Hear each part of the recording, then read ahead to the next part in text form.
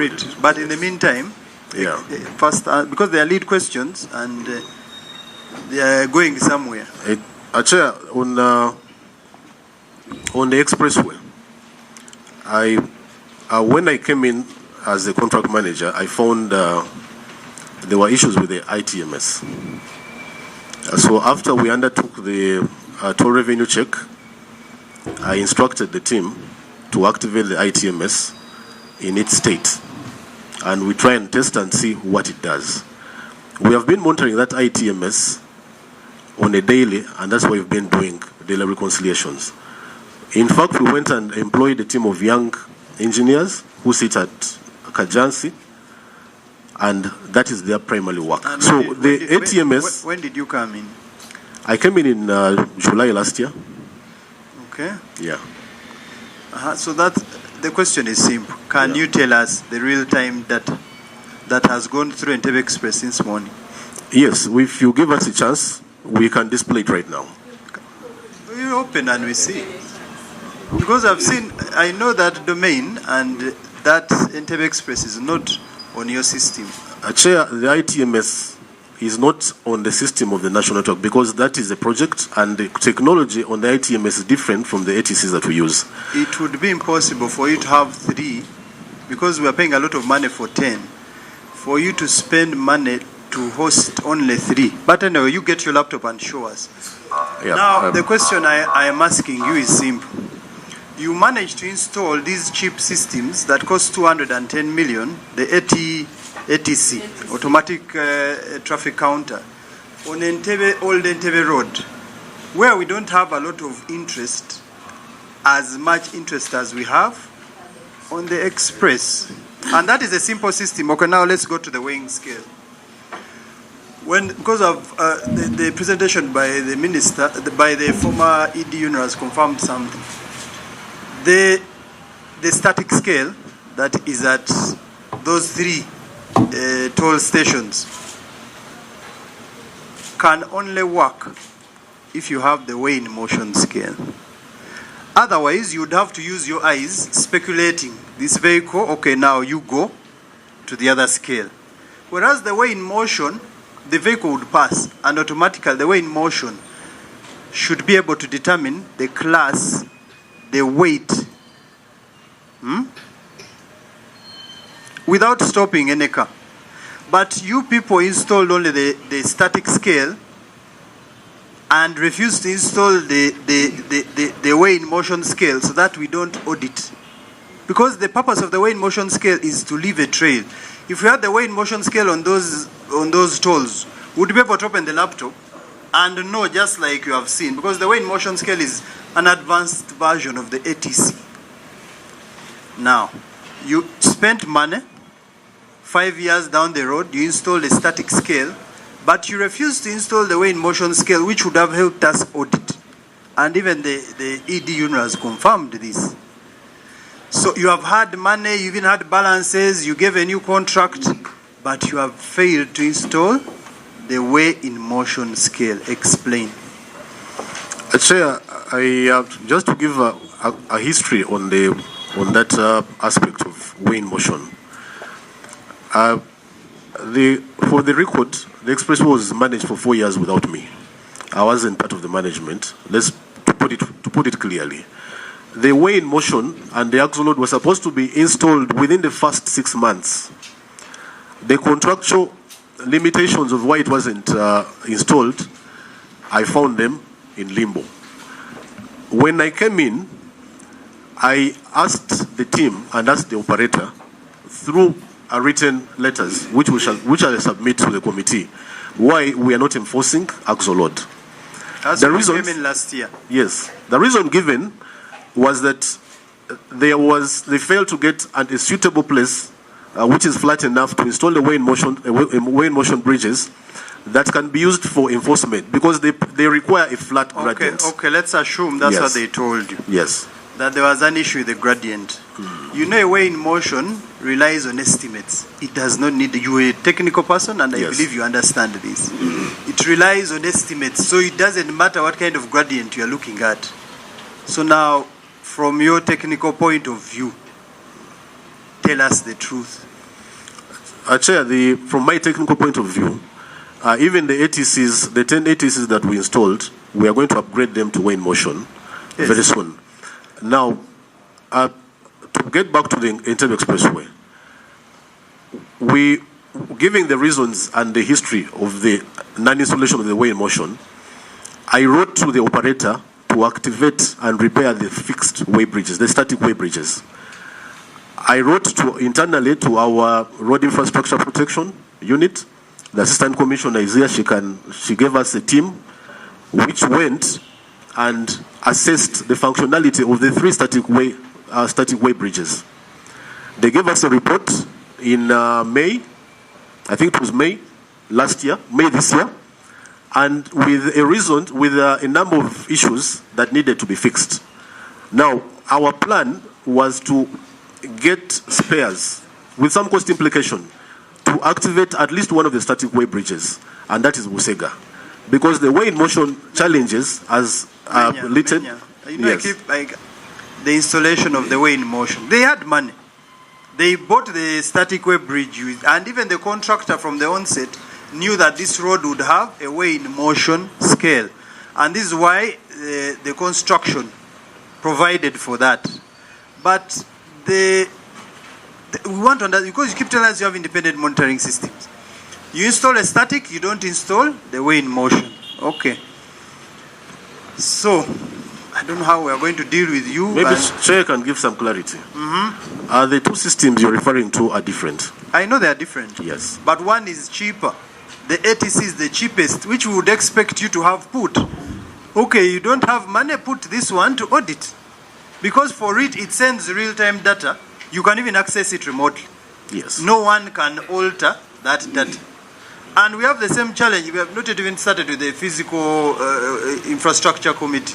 Is it a physical department at the ministry? Where's the commissioner? You are the one again? Wani. Okay, Wani, let me start with you. I have listened to the ED UNRA, and she has confirmed something else. You come in front.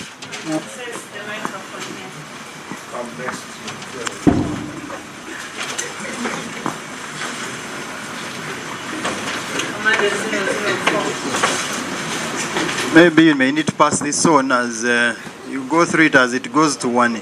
Now, Mr. Wani, in the previous meeting you had with this committee, you informed the members, you can look at it before you send it. You informed this committee that the reason as to why the Ministry of Works didn't operate this system by themselves was because you didn't have software. You further told us software was going to cost 5 billion. During our interaction with the Aegis when we visited the road, we asked them for the name of their software that they are using. And they were graceful to give us the name. It's called Tolsys. The ED has also confirmed in her presentation that this system is actually owned by Aegis. Now, we have done research on this system, and this is what it does. 1, transaction management. The system manages the entire transaction process from vehicle entry to exit, ensuring accurate and secure toll collection. 2, data collection. It gathers data on traffic volumes, vehicle classification, vehicle speeds, and collected fares, providing detailed reports for analysis.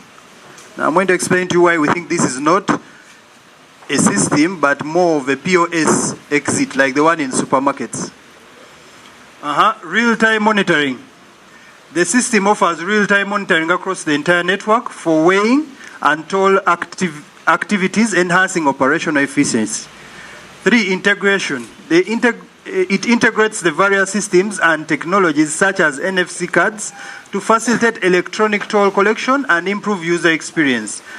Lastly, security. The system ensures financial operations are secure and fully traceable. When we visited this road toll, first of all, they could not print a statement of a car that has paid cash.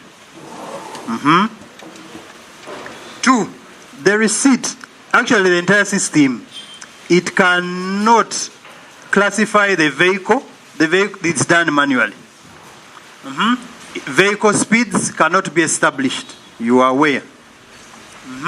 Collected fares, providing detailed reports for analysis. It doesn't.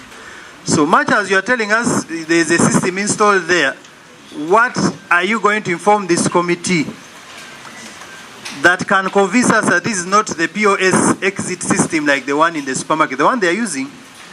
2, the Tolisi system you told us costs 5 billion. The committee has tried to purchase this system, and it is the receipt you have in front of you. The system you say costs, because it's here even on the website of Aegis, and it has been confirmed by the ED that this system is actually controlled by Aegis. So we tried to purchase it. The system you said costs 5 billion actually costs $6,044. And it's there in front of you. Our invoice is there, the invoice of the committee to purchase it. So now, even before we go into the infrastructure bit of the department, you prepare to respond to that. No, you wait. I want to ask that department of, I don't even know why that department should not be disbanded. The Department of Infrastructure Development. Where's the commissioner?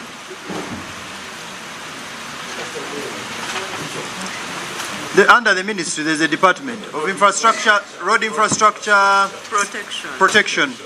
Where's the commissioner? Then you came here in that capacity. Kindly give a microphone.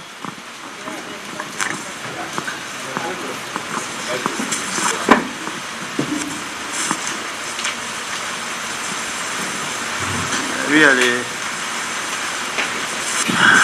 Okay, in the past, the government of Uganda has been purchasing way in motion.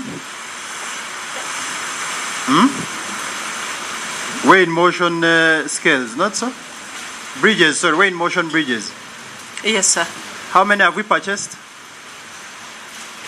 On our network, currently, we have 8 fixed and then the 6 mobiles. Kindly tell the committee where these have been fixed. The fixed, the static ones we have in Magamaga. I am talking about a complete way in motion bridge. No, those ones we don't have as yet. Okay. I have an advert here. You advertised for a company to supply them. Are you aware of this? The latest? No, if it doesn't have to be the latest, but you know you have purchased. You have purchased way in motion bridges. Yes or no? We have an ongoing contract. Have you purchased? Speed. It's a simple question. Have you purchased way in motion bridges? They were purchased around. How much did you purchase them? 2019. No, I don't have the. I don't Who have took the. this contract? By that time, I was in a different division. Well, luckily enough, we have the accounting officer. Okay, the accounting officer kindly explain to the committee. You are now the PS. Yes. Honorable Chair, I don't have that data. I don't have that data, but I can find it. You have, maybe we can give you 15 minutes or 20 for the responsible person to be here. Okay, now can we start with the, because Menya also talked about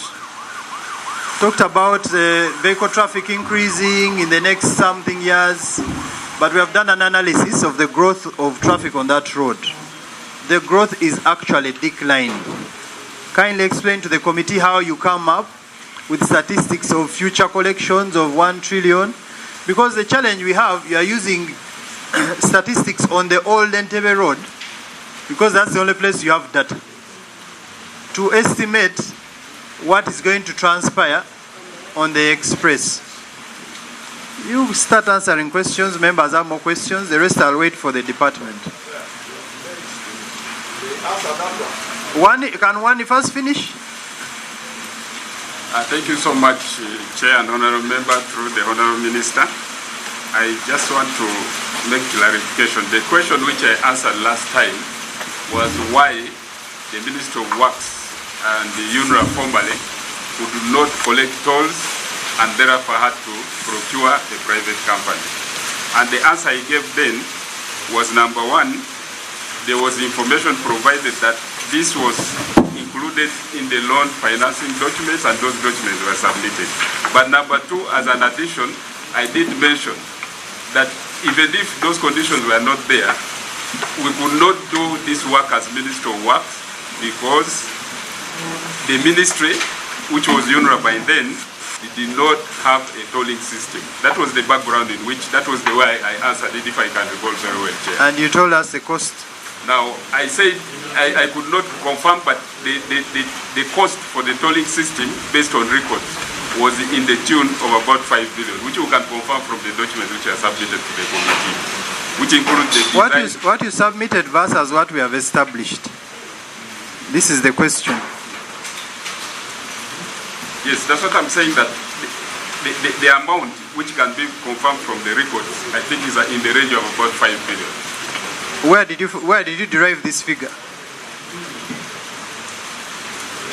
I cannot recall, Chair, how the market assessment was done, but we can check records and then we can avail the committee this evening. Because we have looked at even the best tolling systems in the world.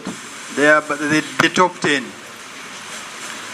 So we're asking you, and even the costs. But we are specifically interested in that invoice because that's the one they are using. But I don't think they're using anyway, Tollisis. Yes. Thank you, Honour Chair. For our visitors, Walswaka James are my names. I represent the people of Bunyore West and also represent the interests of VNRM and PLOU. Honour Chair, on page 7, I'm trying to where engineer one got, and I think that's where they misled the then ED, our good farmer now, that on page 7 she said the sum was 5.8 billion. So these people had already made the way bridge and those, it was amounting to 5.7. So one was consistent with the documentation they had presented. So the 5.7, if you can see, members, on before the first paragraph. Yeah. Yes, but you see, if that's what they have, we're asking them what was the name of that system, because all the systems are here. What was the name of that system you are going to buy at 5.7? Chair, like I said, this system, there was a procurement which was rolled out, and there were requirements for a system that would toll. And the bidders responded, and we explained last time, I think there were about 9 bidders, and the bidders which came through the procurement process, as explained by the former executive director, is the one who proposed the toll system, and it came with a price of 5 billion. Chair. Please. Chair. The bidders are not the ones that determine your price. You first do a market survey that informs the committees even before. For example, if we are going to rent this building, we first do a market survey of the buildings around. So we're asking you, where did you derive 5.7 billion for a system? That's what I'm saying, Chair, that now I don't have that information, but we can dig it out, the market assessment report from the procurement file. Because currently, I didn't carry that information, but I believe that is available in the procurement file. Chair, sorry. Madam Idi, by then, who was the director, or which director was responsible for this tolling and the electronic things? Through Chair. The project was run under the Directorate of Road Maintenance. They were the supervisors of the project. I mean, you can be, but the technical person, which directorate was giving information on this electronic web bridge and the, was it what? Before you went to the advert. My colleague? She is requesting, please, we want information.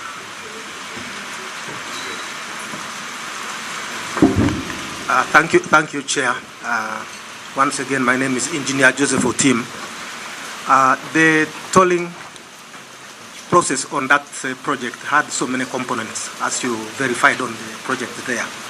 There was the traffic issues, the electronic, which was during even the procurement managed by network planning and engineering.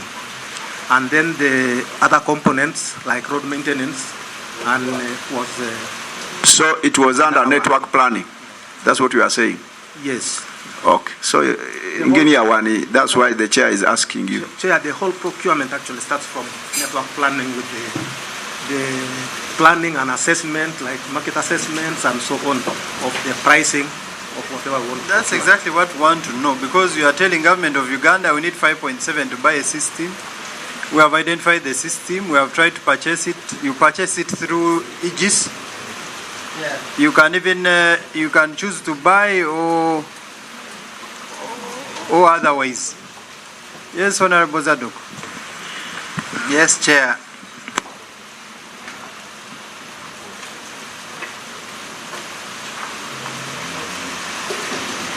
But as they switch on the microphone, former executive director, you noticed that they were not, because they had money, you noticed that they were not installing the weigh in motion scale, which would have helped us audit, because you can't change these statistics once we can access them remotely. They had the money, they bought the static scale, put it there, but refused to put the weigh in motion, maybe intentionally. Why didn't they put the scale, from your understanding and your technical team? And two, this was a precondition. Why didn't you terminate this contract? Thank you, Chair. And again, I will ask to be supported by former Director Corporate Services and Director Legal at that time. Chair and honorable members, we had several problems with the company. I don't know if they have been said before. After procurement, they had won the contract. After procurement and they had been commissioned, there's things in the contract that were supposed to come on with timelines. We began to notice that there was slippage, that the independent traffic monitoring system, the ITMS, which was supposed to come in, I think 6 months, was not coming on board. The weigh in motion was not coming on board. There was a challenge with the data that they were giving us when we were doing reconciliation, and we were seeing gaps in the reconciliation. So we summoned their project manager, who was rather non-cooperative. But that's beside the point, because we had a contract that we were running, and we wrote to them and said, you are defaulting here, you are defaulting here, you are defaulting there. They kept giving us promises, especially on the weigh in motion. They said, we're going to work on it. Then they said the ground is not level. It sounded like a lot of excuses. So we wrote to the headquarters, they are headquartered in Paris, saying that we're not getting cooperation. We're having a challenge with the contract manager. He is non-cooperative. It was rather a tense relationship. We asked for his withdrawal, and he was withdrawn. A new manager came in with better, I don't want to use the word public relations, but that really was the point, because he promised to give us the data that we wanted. They seemed, and I hesitate to go further than that because I can't verify it. Perhaps the former director can give you more information. They seemed incompetent even in their systems. So what we did, an audit, an internal audit took place and pointed out, I've written it in my brief here, 29 issues. 29 issues. So when we got the 29 issues, we said this is not enough because the internal audit team does not have forensic capacity. But we knew that URA had a lab. They had forensic capacity. being a government department, it was easy to write to them and say, can you assist us? URA conducted that forensic audit and pointed out these matters, which I will submit the report from URA, which indeed confirmed that there were systemic and system issues with the company. Now, unfortunately, the report came late. It came towards, I think, the end of October 2024. So we did not have enough time. We put it to the contractor to respond, and by the time we handed over, he had not responded.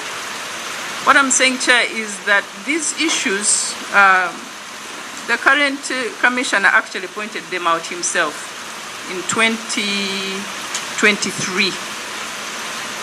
And that is the point at which we confirmed that the system was not open source, because they had a system that was operating. The main contention was, you have a system which government is paying for. It must be owned by government.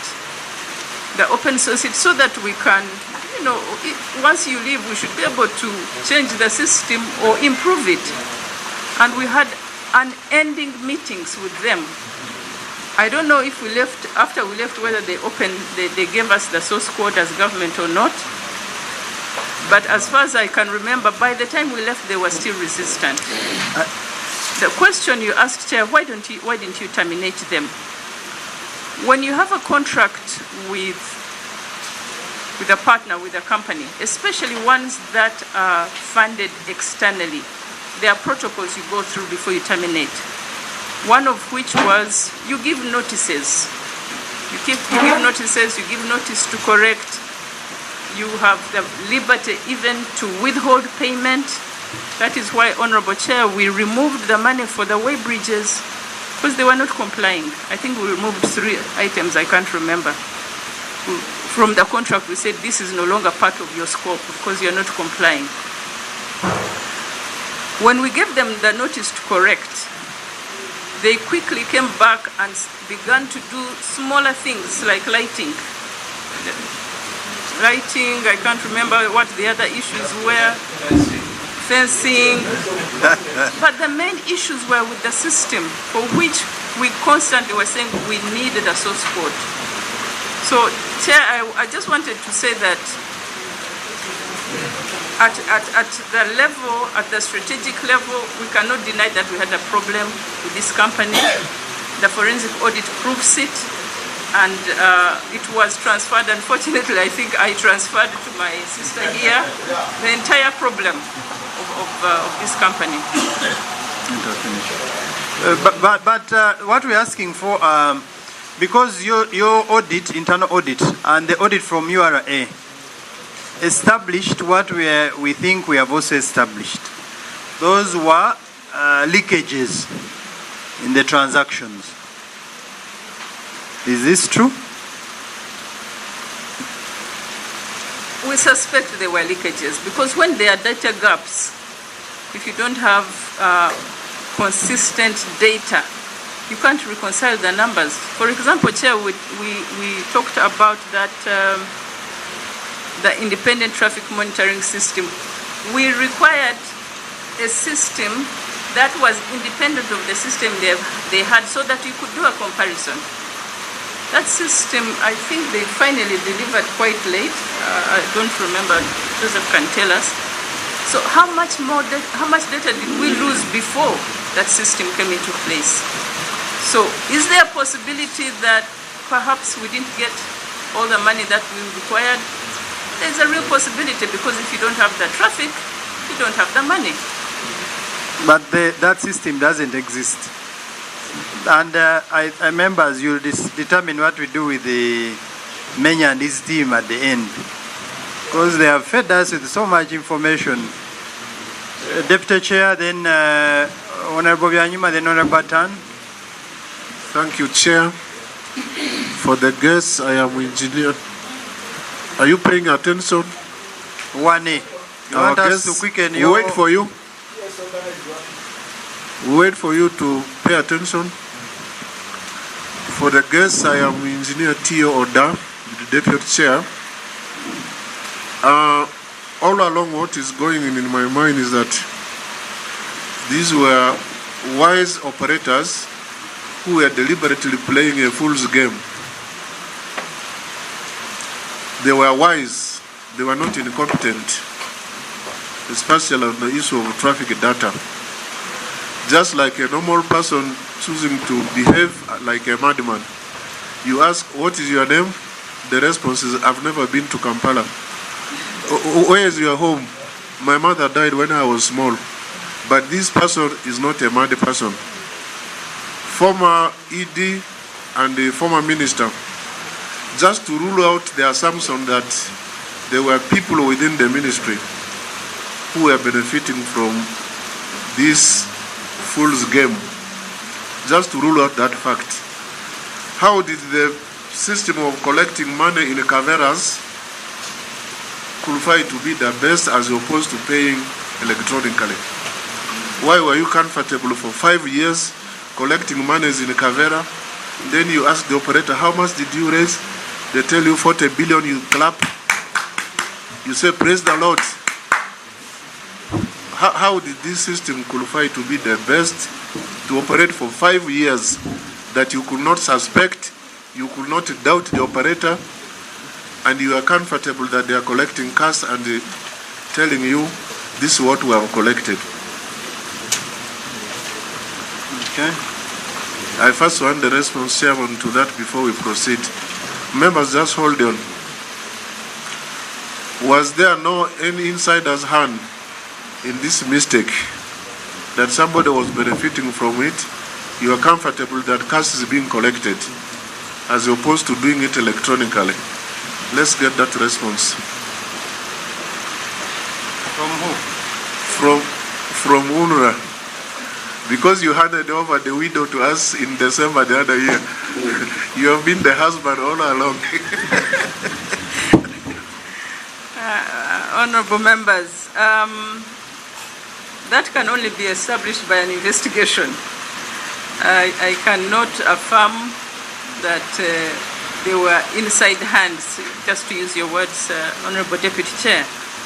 I think what we pointed out clearly is the system issues, that the system had problems, it was not giving us the data as we wanted, and there were delays even in having another system, an independent system that could cross-check or verify that data. So just a direct answer is I think you would need commission and investigation.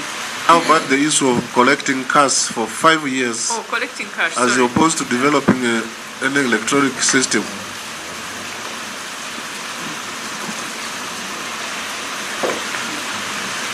Thank you, Chair, and thank you, Vice Chair. As it is provided in the report by Engineer Menya, the original program was to roll out all these different payment mechanisms with time, and we start in the phases. And we started with the cash plus the cards. We had the cards, and we even had meetings and some memoranda with the banks, so that we could now roll it out to use even the cash cards, the Visa cards, and so on. By the time we left, we were in advanced stages of negotiating that arrangement, so that somebody with a Visa card would just come there, tap and go, and so on. So the process was to be rolled out in different phases, but definitely we all know collecting cash is not the best, and it was not the best, really. But it was what was available at the time. Eventually, in the next maybe 5 or 10 years, by year number 10, we wouldn't expect anybody to be carrying cash to pay at the polling station. So that was the idea, Chair and Vice Chair. What is the difference between the system they are using and the one that is in a supermarket, the POS exit?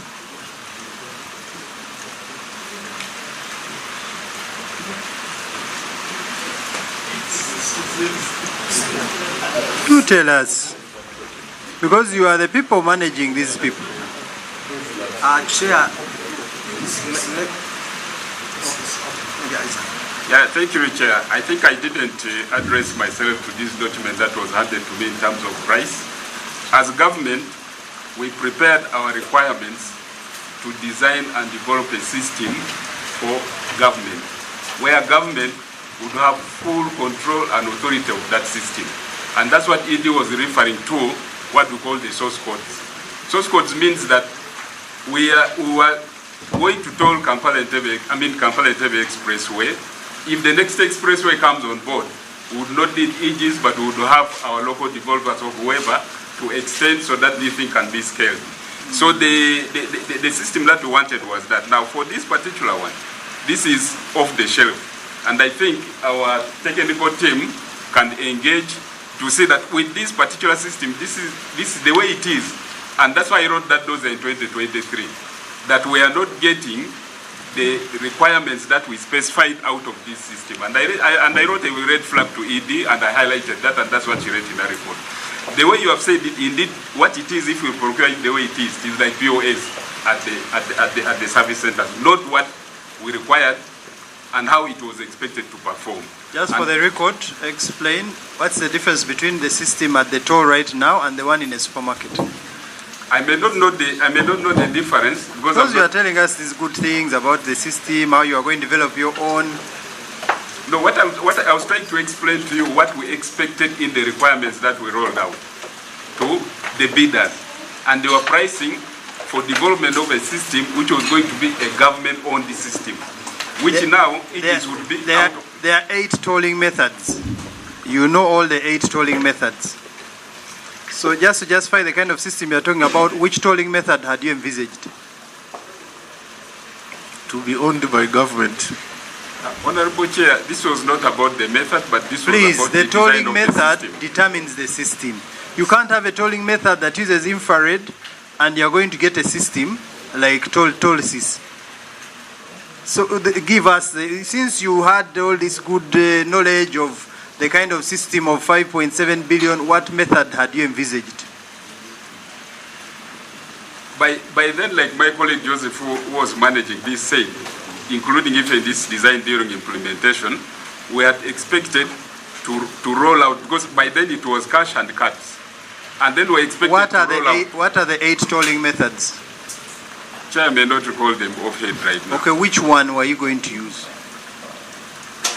It was both. They are going to use cash, to collect cash. That's one tolling method. And then use the cards, which the discounts were included. They are going to roll into bank. Before engineer when it goes off. Let Nathan ask his question, then Atan. Chair, there's one thing before we lose. On page 7, the ED's report says that the operator confirmed that the system was not an open source, that it belonged to a company partly owned by EGs, not owned by the government of Uganda. Yes, what it actually means, even as you try to purchase that software, it's a domain under EGs. Yes. So they are the ones who have first of all, it's a conflict of interest. The same company that's doing tolling is the one that controls the entire data. That's why this Menya was telling us is doing independent monitoring, and I rubbished it. Because they are the ones controlling the entire domain. So their hosting is like they are hosting us. Honorable Nathan, then Honorable Tan. Thank you, Chair. Me, I'm extremely happy. What I said right from the beginning is what is being said now. We are not in a court. We are all Ugandans with a good intention that the tolls would help to defray, to pay the costs, to pay the road, isn't it? But I'm disappointed that you engineer, an engineer really, I have always been holding you go high, you engineers. You are very bright people. You and doctors, very intelligent people. But you have disappointed us. I could see you were in the same bed with Pinnacle, you, and I told you that time. I said, why do you support the other people? We are telling you do this and this. He couldn't do it. And I'm happy, Kajina, you have been able to come. Because the whole blame was on you. Now you have been able to accelerate and really tell us the truth. The way forward is you have had interest, not you even in particular, but you never cared. I said right from the beginning, we had wanted to do road concessioning. We were not able to get one. Again, you know, even you know it. We couldn't get one, like in Kenya, where contractors could do the road toll it to recoup their money. And they would definitely do it so well to avoid maintenance. So since we never came to that, the little we have had is where it is spoiled completely. I said Igis and Pinnacle, they are in the same bed. Right from the beginning it was there. But Honorable, Engineer Wani, really, you should be able to tell us the truth, and you gentlemen, to help us and move forward. Because we cannot continue like this. We can't. And I'm sorry to find that the vehicles, I said yesterday when I came coming from the caucus in Union, we paid money, the woman refused to give us the receipt. She said, you go. I said, on here, what system do we have? And this is what happens. Yes, they don't. So, to me, I would think that you engineers, you would now be helping us to have a system that can be able to have another counter check. What we hope to get money, the money is going strictly to the operator. That's why Igis, I don't see. Did you ever see them? Genuine. Yes, through the chair. Yes, Honorable Chair, the issues which the ED was talking about, we did have a number of engagements which brought it to my attention about the company was not meeting both of the requirements. It's true, we even involved the URA to do the audit, to see whether the funds were coming in. We had a challenge because this company, other than being just a company, it was a French company, and then there was protocols and diplomatic issues also to be considered. I don't know how many times we met with the ambassador on this matter. That we because there's so many considerations which you put as you say before you could just say terminate. But efforts were there. Yes, she raised the dust. Actually, the first manager was terrible, to say the least. It was very inhuman. It was anti-African.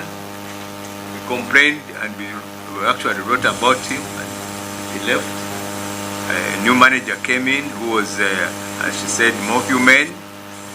But the problem was more than just the manager. It was the system which they had contracted with, because the contract had all those details which were not being met. And she did raise the red flag. But who renewed, even with all these red flags? Who renewed? Who is in this room and participated in the renew? You were part of it? Yes, I'm part of it, Chair, because we had to commission a team to do an assessment, and the circumstances of the renewal were that when we became Department of National Roads, we made a presentation to top leadership about this system. They instructed us to develop a new system, which means the current trend of cashless and so on. And in that guidance, top leadership guided that we work with NITAU to come up with the new requirements. And indeed, those engagements took place. Those engagements took longer than expected for us to have the bidding document and the process initiated early for us to have the new system deployed before this contract will end. And accordingly, we were now caught between contract expiry and the current system which is there, because there was no alternative for us. Mr. Wani, you did innovation 2 months to the expiry. In practice, when a contract is about to expire, you prepare in advance. You don't rush a process and then you tell us there was no time, you renewed. But worst case scenario is you are in UNRWA. You knew all these challenges, but you still participated in renew. Now for us in Parliament, on the floor, we are given 2 minutes to talk and represent our people. So we're giving you 2 minutes to give us a reason as to why we should not have you arrested. You want us to postpone that? No, me, I wanted to finish because before the contract was renewed, the ministry instituted a committee of young graduates have been talking for a month, for 30 days. They went in those, what do you call them? Toll brothers. They investigated, and they were, read by engineer Joan Arinda. You know what you came out with. The information I have, it was coming to 4.something billion. That's when I ran to people getting 500,000 shillings per day for 8 hours work. So that information you got should have been able, even if you got the URA staff, to put them there. Since we are making grosses, we would rather make grosses with Uganda than our Ugandans. Go to the pinnacle, which has no capacity to do that job. Not at all. So since you still need the officials, I will delay the fate of Menya and his team and Wani. Honorable Tan. Thank you, Chair. I wish to thank former ED Yunra. She presents an elaborate chronology of crying out and the operator, Aegis, and now Pinnacle. We have the representative in here and the contract manager, Engineer Menya. My first question is to Aegis representative and now Pinnacle and Engineer Menya. My first question is, have you ever looked at the 29 findings stated on page 6? Page 6, what was put to the operator and what followed? Paragraph 1. The record begins in May 2022 with consultation meeting with Aegis and an agreed action matrix, followed in June by a letter requesting progress.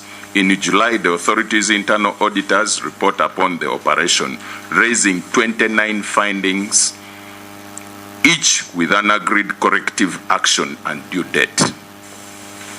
May we know from Aegis, ever since these corrective actions were given, and may we know from the contract manager, how much have you delivered on the 29 findings after you took over? That's one. 2, we were in Entebbe. To the best of my recollection, the Pinnacle representative stated they fenced 12 kilometers. Today in your submission, you're saying 14. Who is telling the country the truth? Thirdly, I raised the matter of key performance indicators to reflect projected revenue in the month of May, June, July, and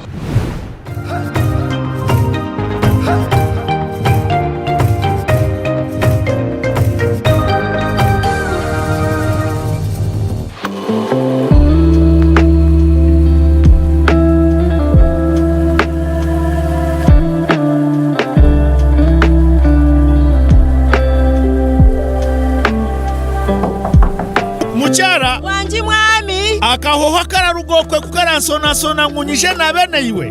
Hati turakozesa sabundi za wandazi. It is okay, ndebire wanyirira n'abana bataceyagura. Kamba njurire esabundi za wandazi zirime birungo byo muhendo okuhumuraje no kukuhwero kumaraho burwire bwo mubiri okananuka okanyirira. Aba wandazi beine wandazi medicated soap nerwaniso bukoko aha mubiri beine wandazi herbal soap ebyo kweyaguzo rugusyo wacha wewe beine wandazi baby soap ejineri ndaje mibiri y'abana ejikwata mememe. Aba wandazi beine wandazi black soap okuchencho burofko mu mubiri okasigarura bobera. Abaho hoteli na guest houses mutwarira abagenyi banyu Wonders Guest Soap eyina kahoho karungi esabuni za Wonders ziryo mu maduka gono mwihanga omu retail na wholesale zikakakasibwa na UNBS abo byo mutindo abariko no mbwingi tere simu noti 383 gura hati Wonders, always wonderful. In the neighborhood, near stagnant water and mosquito breeding sites, malaria lurks, always waiting to strike. But fear not, for here comes Mr. Vaxa, the ultimate protector against malaria. For years, malaria has been one of the biggest threats to children under 5, making them weak and even putting their lives at risk. But now, the government is introducing a new solution, the malaria vaccine. The malaria vaccine is now in the routine immunization schedule. The malaria vaccine is administered in 4 doses at 6 months, 7 months, 8 months, and 18 months. This vaccine will provide extra protection against severe malaria. And don't forget, routine immunization protects children from many deadly diseases. Every vaccine matters. Visit the nearest health facility for routine immunization services today. Mr. Vaxa, the malaria vaccine is free, safe, and ready to protect our children. Will you join the fight and complete all 4 doses? For more information, call the Ministry of Health on 0800 100 066. This message is brought to you by the Ministry of Health.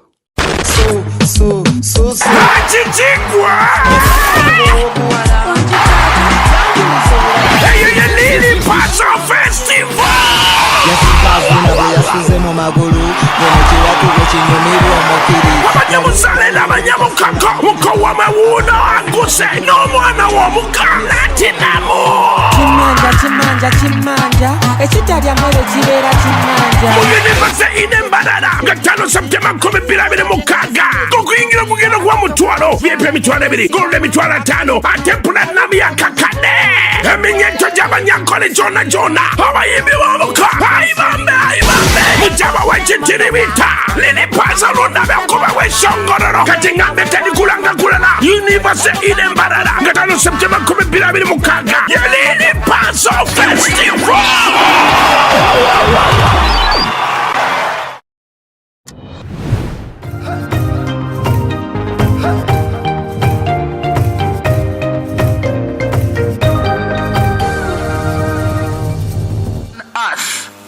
And that can only be after a disclosure of the relationship between Iggy's and Pinnacle. Engineer, the project manager, Engineer Wani, said Wani said they extended the contract. Former minister said the innovation was taken. These 2 words are never the same. And I am persistently persisting that let there be a distinction between novation and extension. With innovation, you bundle the old, you move to the new completely. With extension, you carry on the activities of the old. So who is fooling who here? 2. I am privy to some information that Pinnacle actually started doing the work together with Iggy's. And yet, the reason for the choice of Iggy's was that we did not have a local firm with experience in managing the what? The toll. Iggy's was chosen. Now, why was Pinnacle involved yet it did not have experience? And over 60% of the work done here, right from the inception of this pernicious project, it was Pinnacle. As I talk now, after the innovation, the workers of Iggy's were supposed to be absorbed by Pinnacle, but as I talk now, none of them has been given an appointment letter. If I'm lying, table it before this committee. The former workers are crying. Some even, I don't know how they got our contacts. So there is something which is not right, Chair. It seems there was a collusion between some powerful people, maybe in the ministry and the government, that used Igis as a conduit to orchestrate the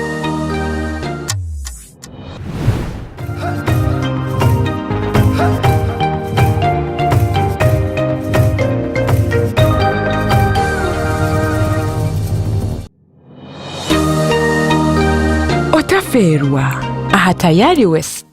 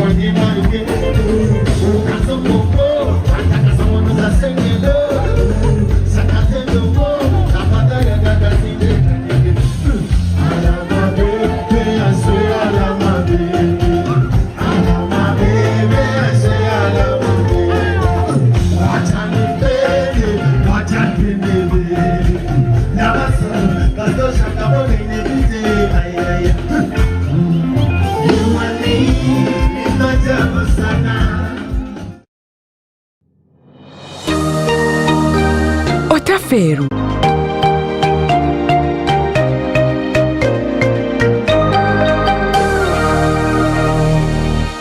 Political harm to perniciously and horrendously siphon funds from the government. So I beg to submit for now. Honorable Swaka, Honorable Emma, Honorable Sodo. Thank you, Chair. Muteka Ngazadok is my name and I'm a member of Parliament for Bweju County. I'm happy the former ED is here and he has given us an elaborate speech on what happened during her time, and I was impressed. But what I'm seeing right now, we are just on a post-mortem of the Igis. To me, I think we would now rely on this pinnacle which we have failed to understand, because pinnacle came as people who were experienced in slashing and fencing and so on. Now they are given a chance even to control the touring. Engineer, can you help us and tell us those people who came for security, slashing and so on, where did they gain that experience of handling the toll? 2, now that Igis has done all that mess and it is out of us, are you in a position as the ministry to take up that position of controlling the toll as a ministry, as a government, so that we get a chance of forgetting the Igis and so on?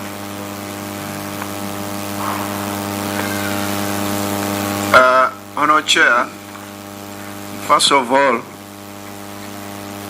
when you look, I want to thank Madam Kajina.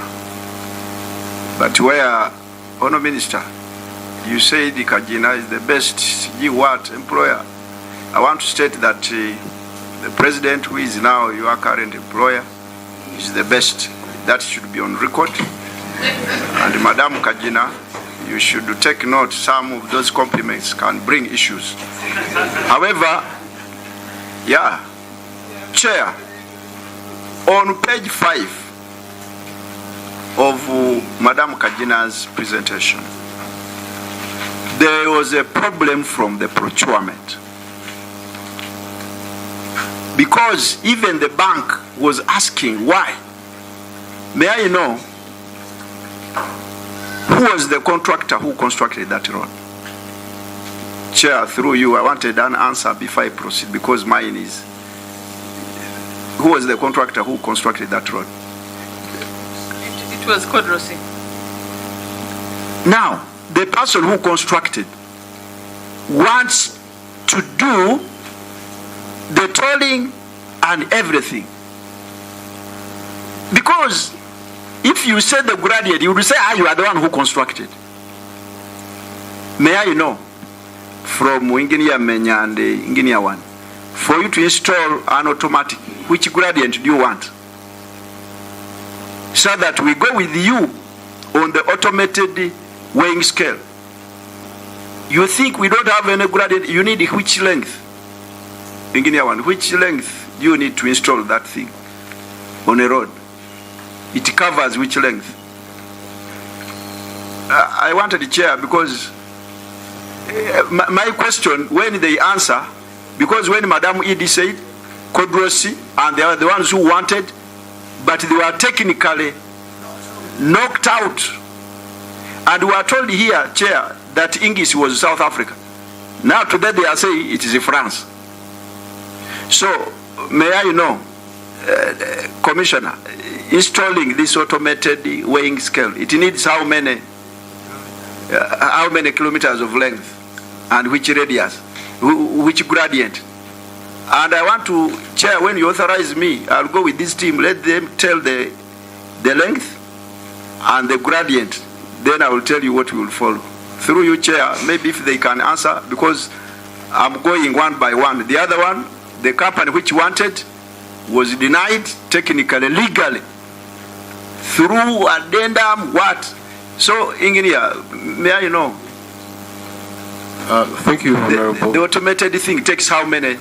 Yeah, there are two weighing motions. There is a slow weighing motion and there is a high-speed weighing motion. But this is slow. This was a high-speed weighing motion.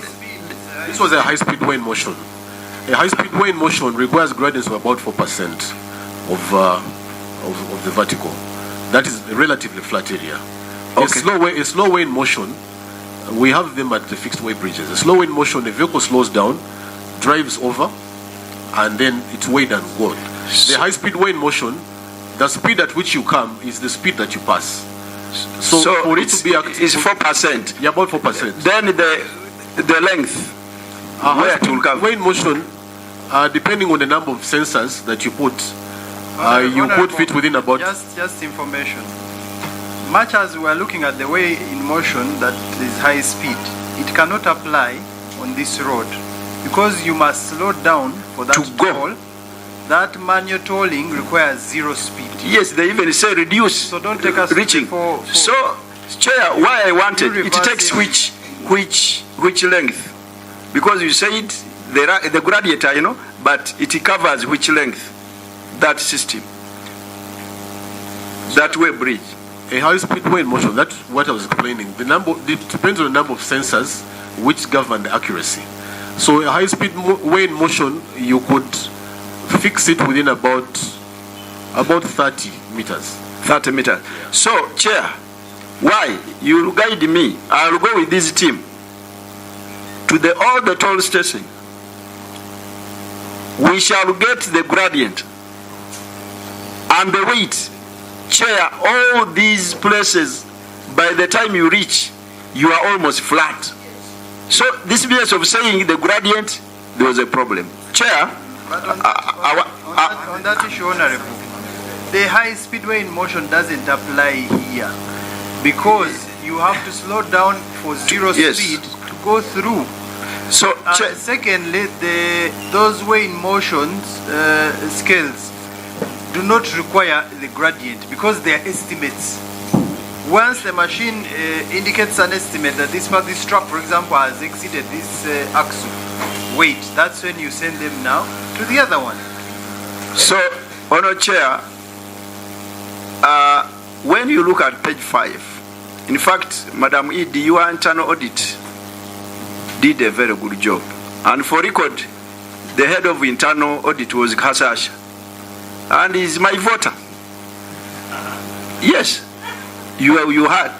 So, some of us, when we raised this, Chair, they said the authority recommended removal of monitoring system, overload control. Overload. Monitoring whether the people have eaten money. Those ones shall come with them. But overload, it means any vehicle or anything beyond the design weight will go upon those bridges and they will collapse. So I want to know, through you, Madam Edie, you can submit through our sister, the PS, the engineers who say they remove the overload, because you can tamper with the money, but not with the structural integrity. So I want to know, Chair, those people who recommended to ED said that ED what? And all those people should be brought to book. Chair, English, in the presentation of Madam EDG on page 7, they didn't own any software, they partly owned. So they could not give what is not theirs. May we know the people who went for, they call it what? When you are, now, there is a word when you are bidding. Due diligence, Madam Ed, you want to know the people who went for the due diligence. Yeah, you will write, and all those people have to be brought to book. Because you go there, instead of doing due diligence, you sit in a hotel and take pictures. On a chair.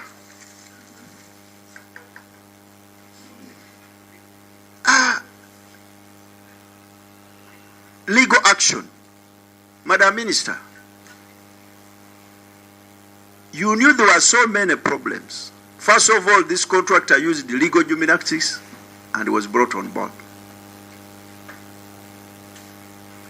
Did you, as head of legal, write to the ED that we terminate this? If you didn't, Chair, if the head legal had advised the termination, wouldn't be having what?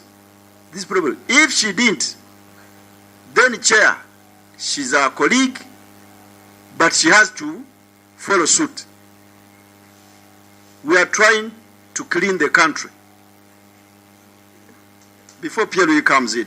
So now, as PLO we don't want, we shall have a clean country. Chair, Madam Head Legal, our sister, Honourable Minister, did you write to ED that you terminate and ED didn't?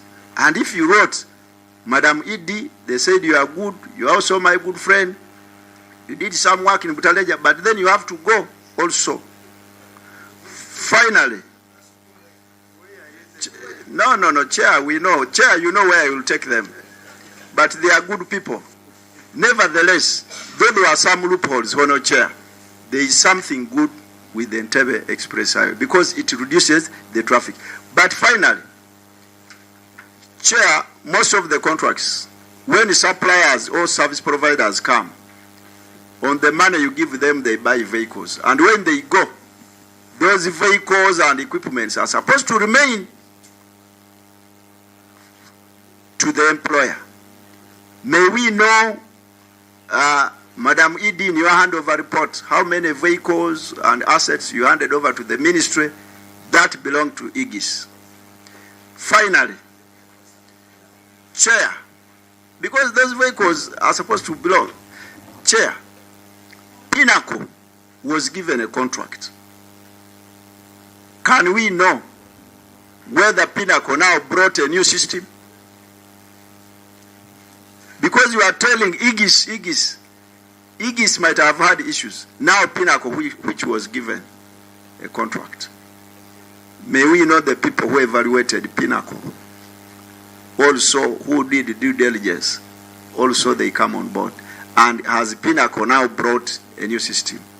Honour Chair, I will have to submit, but I'm taking off.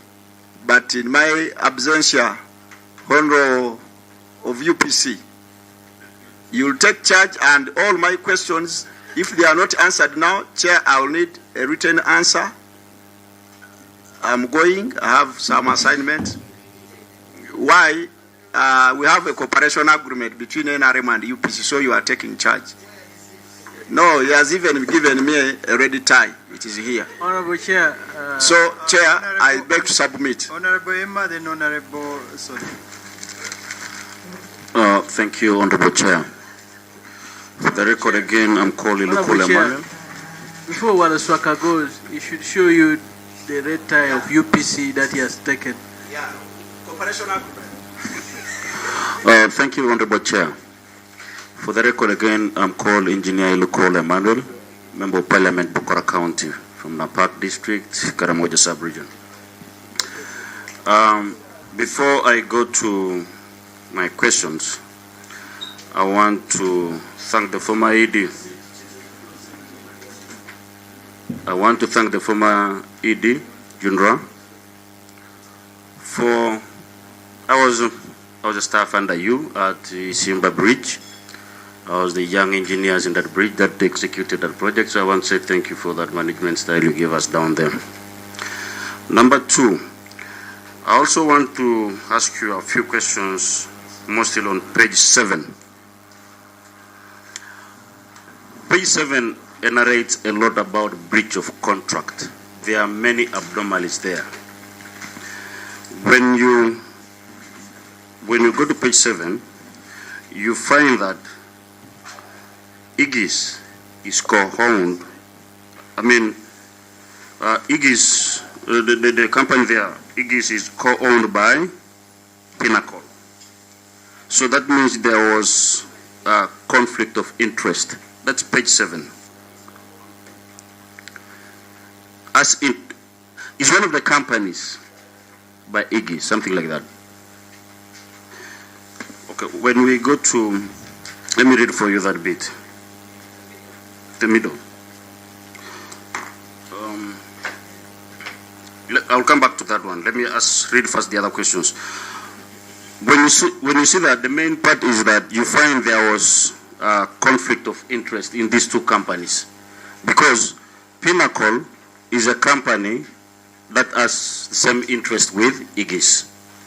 So you find there was conflict of interest, but at the same time, Igis recommended Pinnacle to be the one doing the collection at the toll gates. That is the abnormal number one. Then number two, there was a matrix developed in page 6 that was supposed to be used in the collection toll. But you find that they say that this matrix was not 97%, that it wasn't beating it. But when you look at what we are using right now, we have a lot of abnormalities than what the matrix was trying to describe for us. So at why did we leave something that had light to be developed more and continue with the mess we are in up to today? That's question number 2. Then question number 3 is that Engineer Wani has been, seeming to be the take care of the East that is going on. Because I call it the East, why?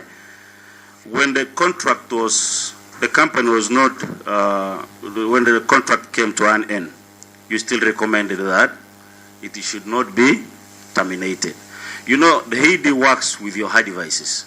So you make a good person look bad because of your hard devices. So we want to know what was the interest as to why you wanted this project to be extended when we know that the company was not performing well. The other question goes to Ed Legal, to Honorable Minister. It is appalling sometimes that most of these things have come because Ed Legal did not advise the HED well. You see, we are politicians. Before you becoming a politician, you are a technocrat. At the end of the day, a civil servant. At the end of the day, let's look at beyond being a politician. Let's not bring the rhetoric of politics in trying, to defend something. Your first statements were, at the end of the day, let's answer to this. If you had advised the VD about this company, we would not be here. And we want to see the memorandum, because most of the questions we give, you people tell us that diplomacy was in and all that kind of thing. So we would want to see the articles in this memorandum when of this diplomacy, so that maybe it will guide us to stop asking you some questions. Because every time we ask, there was the contractor was bigoted, we cannot, there was diplomacy issues. So maybe you avail us with those articles and memorandum of this, agreement. Thank you, Chair. Honorable Sodo.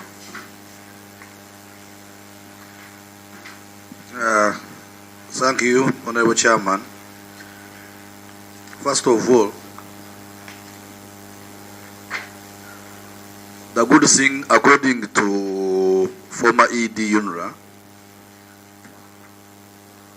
Engineer 1 and the engineer now who is in charge of tolls, they were together in UNRA. When all those problems which ED raised, the audit which was there, which raised 29 points, I'm sure all of you were there. I want you people to tell this committee, how did you go ahead and award the contract to Pinnacle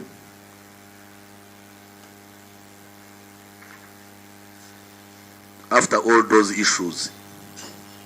Secondly, what was the rush for you people after knowing all the problems which was there to convince the Attorney General to approve that contract?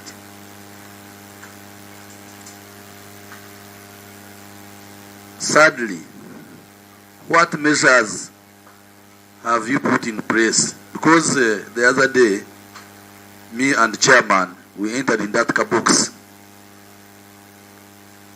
Because this thing is not about Pinnacle or Aegis, I think even you government works, you are involved. There's no way how you can pay 10,000 because the guy who is operating the machine, I can pay 10,000 for a truck and pass, but he can declare a small car of 5,000.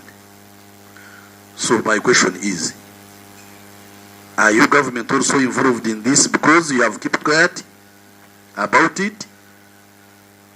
Now we are blaming Pinnacle and the Aegis when you are the problem.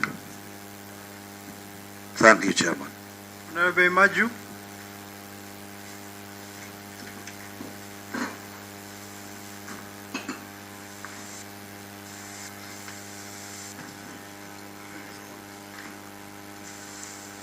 Thank you, Chair.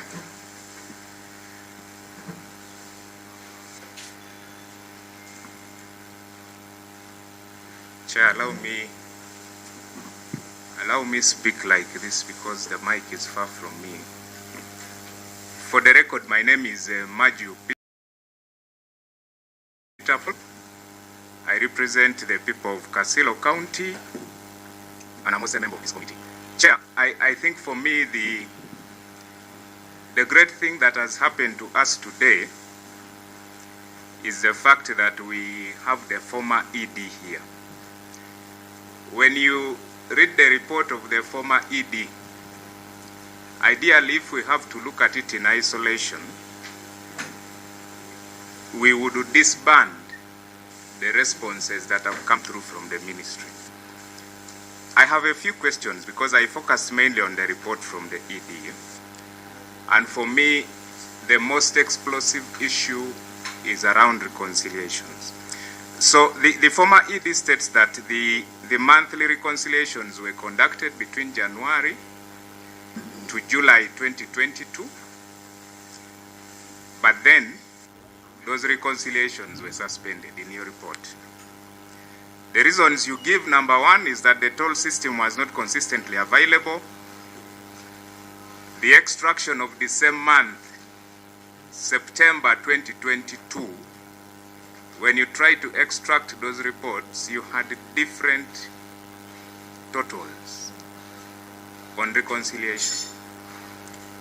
The revenue that you banked was greater than the transactions that were recorded in the system.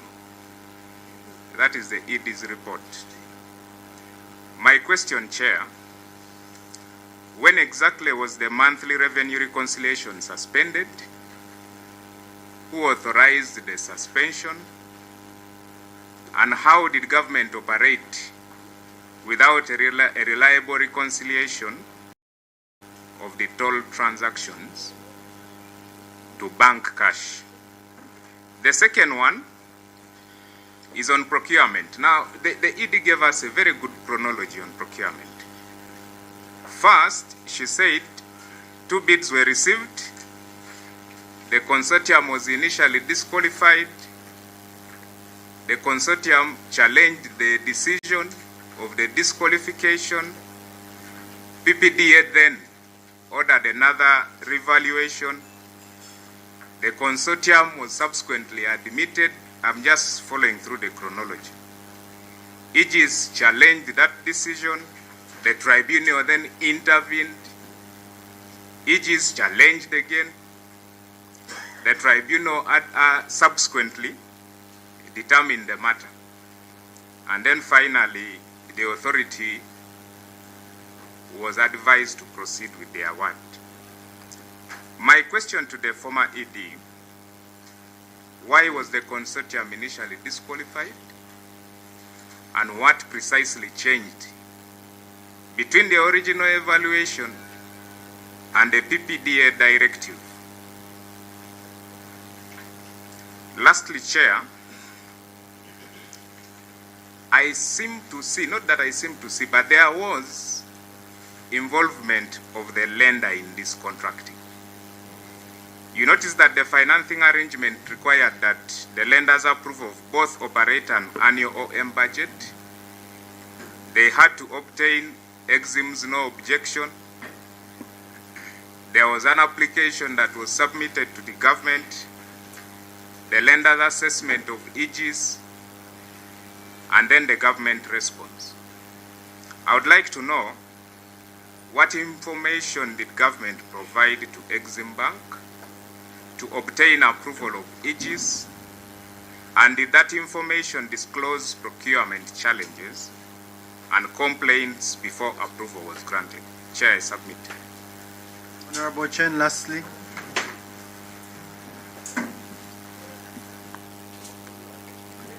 Thank you, Chair. For record, my name is Ochen Geoffrey, Member of Parliament representing Kyoga North in Amalatar District. I'm also a member of this committee. First of all, I want to thank the former ED for our contribution to this country in different capacities. Secondly, I want to state that one, the express road was made through a loan of which the toll services was meant to repay this loan. And I believe in this there was an assessment made and a projection of the expected revenue from these toll services through the express highway. I want to inquire from the former ED, what was the projected revenue expected from these toll services, and is there any report to support that? And then two, what was the difficulty having these toll services managed by government of Uganda through possibly the URA, given its specialty in revenue collection and management? And then 3, what motivated UNRWA that contracting this would be the best option for government of Uganda to collect the fees that would pay the loan, maintain the road, pay operational expenses, and possibly have some surplus. And then 4th question to former ED. If government of Uganda is to redeem itself from the current situation, what would be your recommendation that would help correct mistakes and help government in the best way in managing these toll services?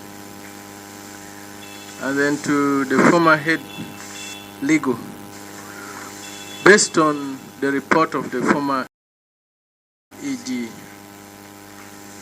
there were challenges discovered, and she stated in her report. Upon discovering those challenges as stated in the report of the former ED, what role did you play to protect the country from the mess that we are currently in? Thank you. Okay. Has the Commissioner Road Infrastructure come? The former Director Road Infrastructure Protection is here. Okay, can you kindly stand up? Give him a microphone.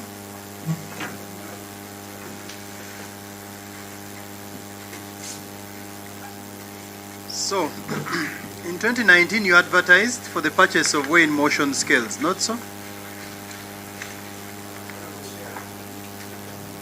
Can I give you a copy of the advert? Really pass it on to the gentleman.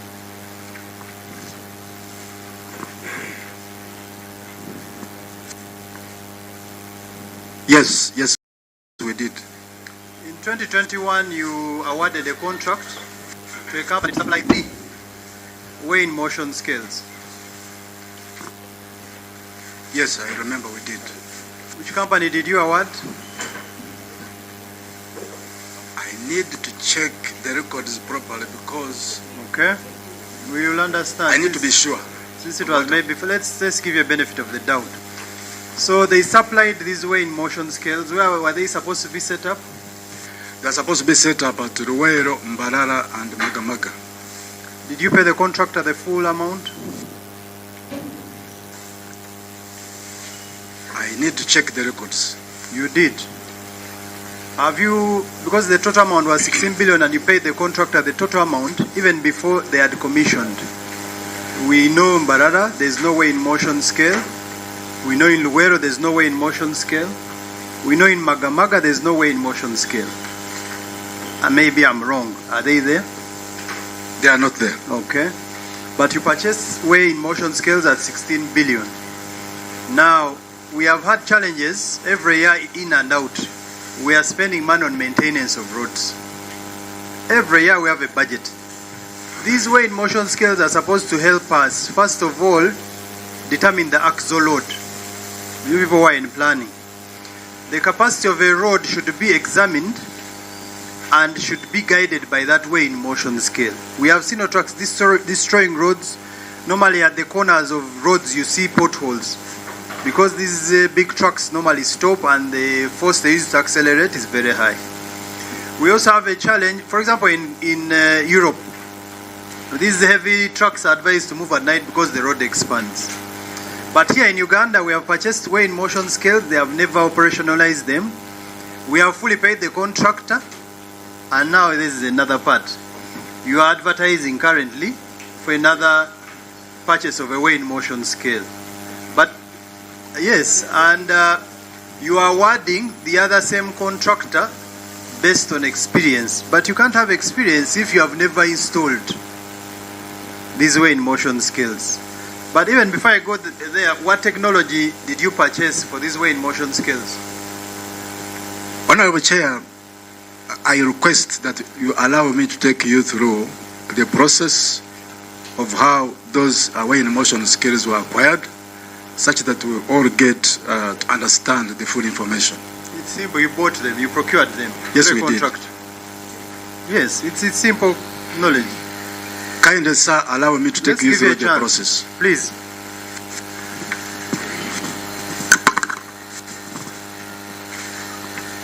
Thank you, Honorable Chair and members. First of all, I would like to put a disclaimer.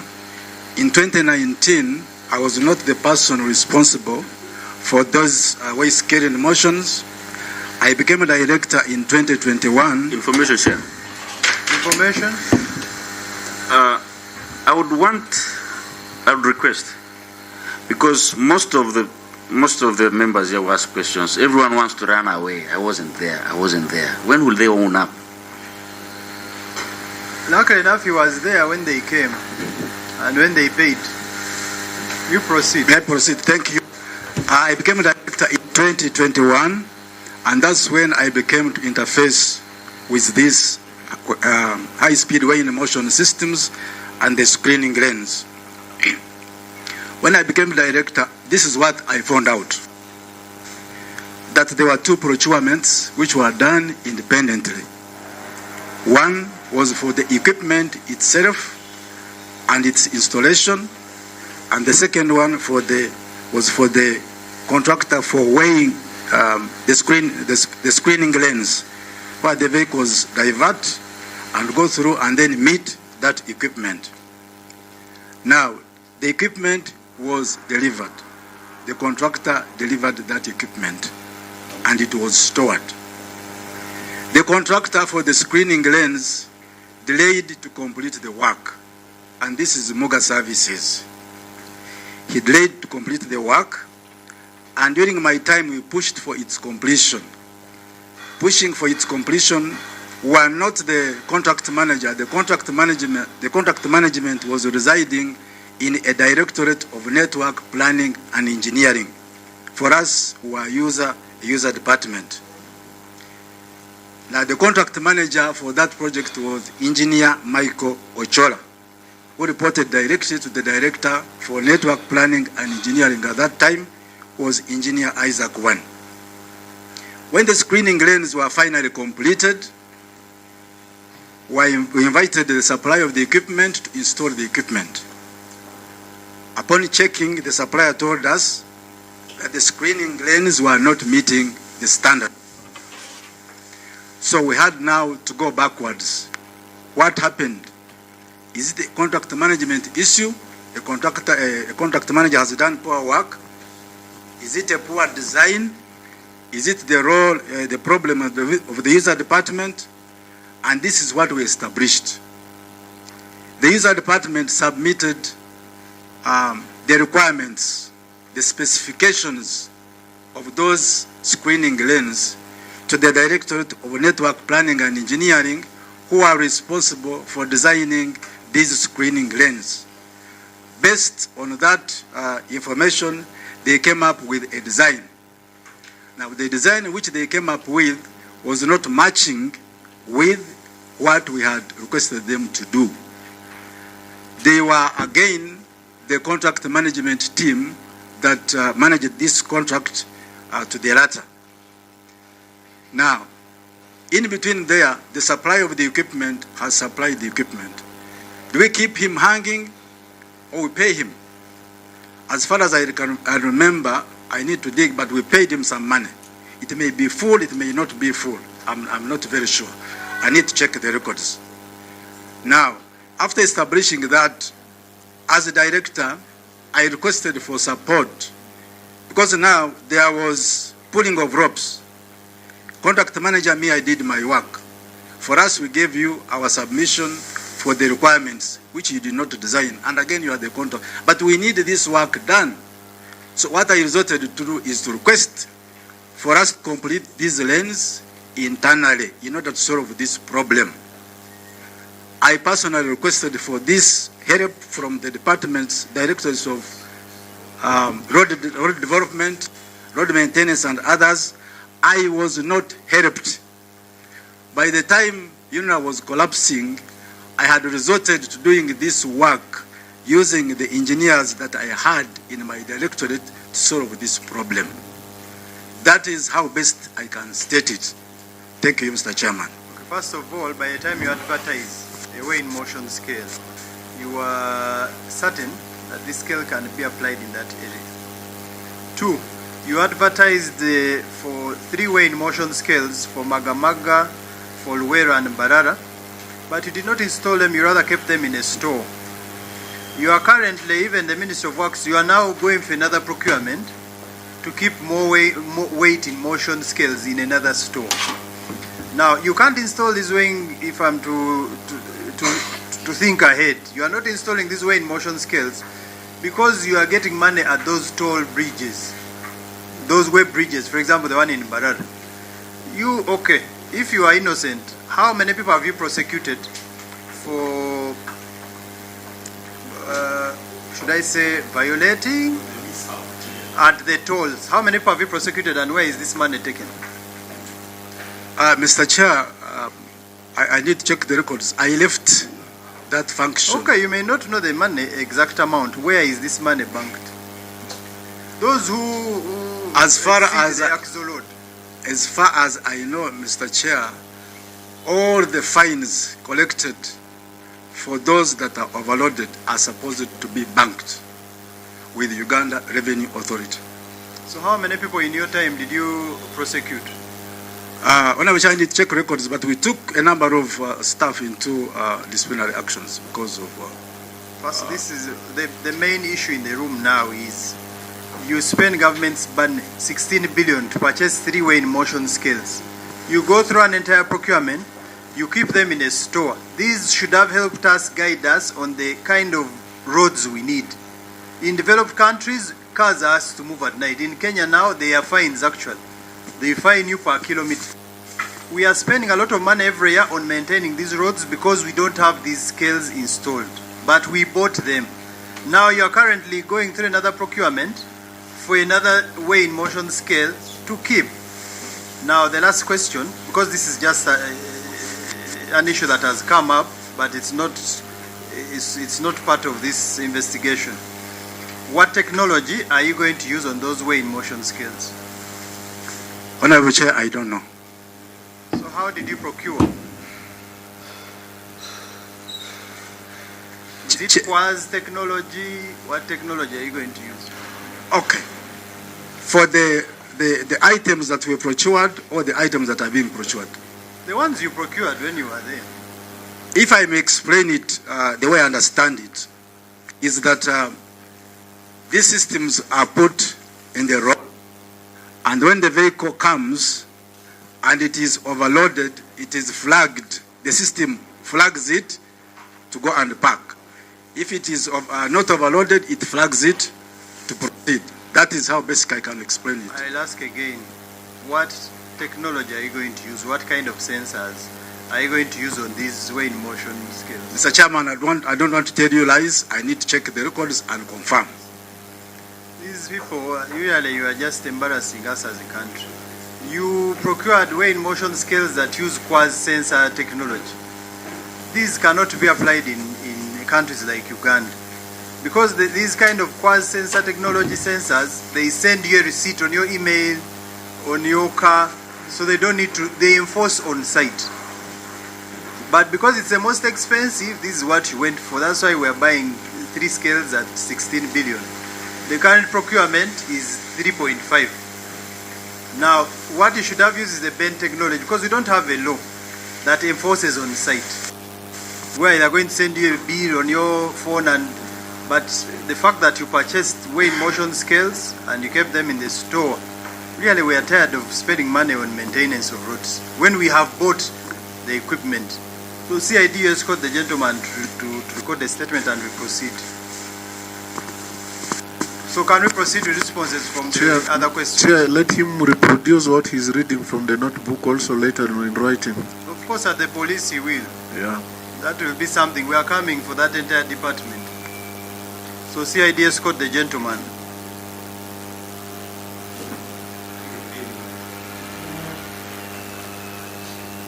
So can we have responses to the other questions raised?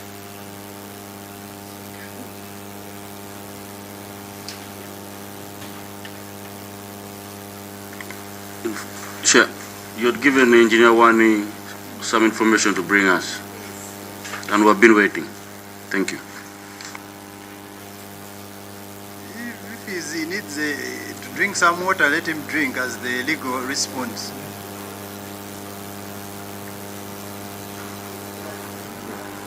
Chair and members, there is a question that specifically came for my attention on did I advise on the contract to be terminated. The emphatic answer is no, and it is because we did not think it was the best interest to terminate the contract. It would have been perhaps more expensive and more disruptive to terminate it. What was agreed on was to take out of the contract the options or the part of the works that the contractor had failed to perform. And these were majorly three. The list had 29, but there were three key fundamental deliverables that were making termination a possibility. This one was the source code, ownership of the source code. Because as far as the contract was concerned, the source code should have been owned by Uganda. That's what we were paying for under the contract. And the contractor was insisting that he was not going to pay to give us the source code. So that was an issue for termination, clearly. Number two, it was an issue for dispute. It was a dispute issue. Number two was the weighing motion, which had not been installed. That was a major component. And the third one that was a major component was the independent monitoring system. The purpose of the independent monitoring system was to ensure that Aegis does what they are doing on their end, and on UNRWA's end, you are able to monitor what Aegis is doing from your side. So these three were key and should have led to a termination. But when we reviewed the duration of the contract that had been moved, the months that were left on the contract, we thought if you take this scope out of the contract, you can implement it yourselves now. But you let the contract run out as you are implementing the other three which they had failed to perform. In essence, you're not giving them the money for performing of those areas. That would save us the cost of arbitration and flying to China and other places for arbitration. So, Chair, I did not advise the ED to terminate the contract, but we had several discussions. This went to the board visited and guided management on several times, and the board minutes can be given to you. The decision was not just by the executive officer. The board was informed, the board was consulted as well, and the decision of management and the board was that terminating would be very disruptive, that would rather take out costs that they had failed to perform on and allow the contract to run out and deal with the other three components that had totally failed ourselves. So, Chair, that is as to the role on whether I asked the ED to terminate. I did not, because I strongly believe that it was not the best decision Uganda could take at the time. Then my colleague asked, what role did you play on the matrix? Chair, for the record, I'm the one who chaired the matrix, the committee that was assigned to make sure the matrix is run down. And out of the 29 items, I do believe, Chair, I didn't come with that list, but most of them were ticked off except these three which we finally agreed as management that let these be taken out of the scope of the contractor because he has failed to perform. I thank you, Chair. I think the rest were for the Executive Director. Thank you, Chair. And honorable members, there was a question on the vehicles of Aegis handed over to where they handed over to government. By the time UNRWA was mainstreamed into the ministry, the Aegis contract was still running, so they still had the vehicles. Two, who authorized the suspension of the reconciliation exercise? This was an internal quality assurance exercise that was taking place in the office of the Director Network Planning. And it is the Director Network Planning and his team that came to me and actually wrote and said we are doing reconciliation, but we are seeing missing data, we are seeing gaps. This exercise is not useful as long as the system is not giving us the full data. And I fully agree with them, because you can't continue to reconcile figures you don't have that AGIS is not giving you.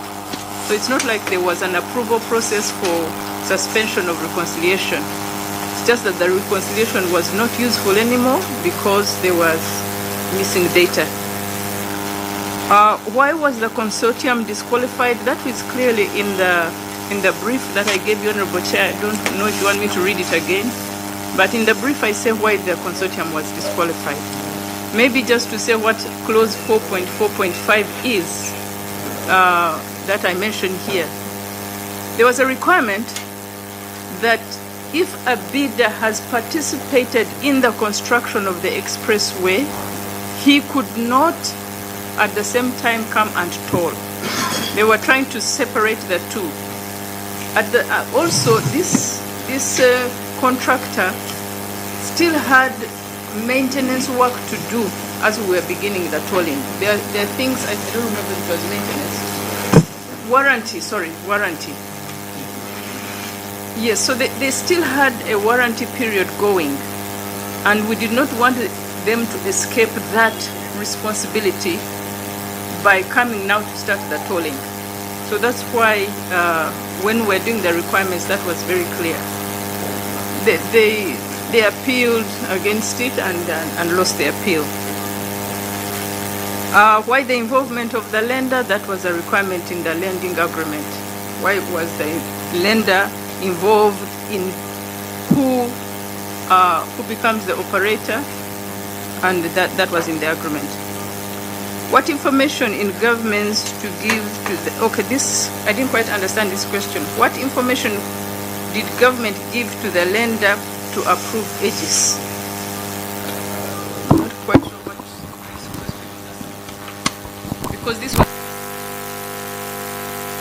when we were submitting the bids, the information on the lender, maybe, I don't know if you remember, but we were submitting the profile of the bidder to the lender.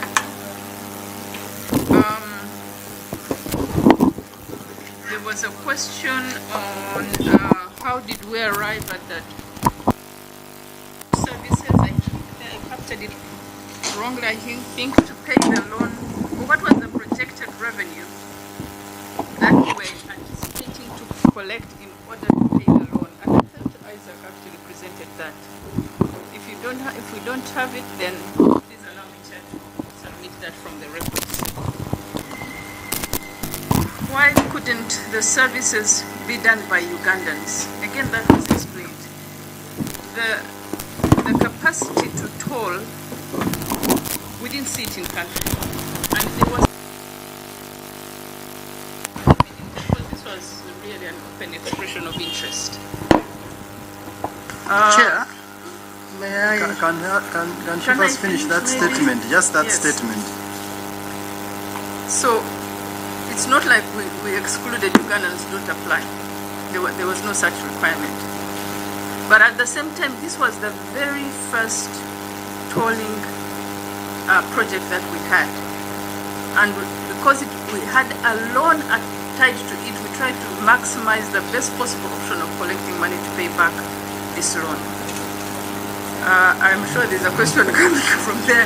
There are very many. But I will wait. And when you're done with that part, you tell us and we start. I'm in trouble. Have you finished explaining? But let me proceed. I'm just about to finish. No, we need to start from there. This one is hot.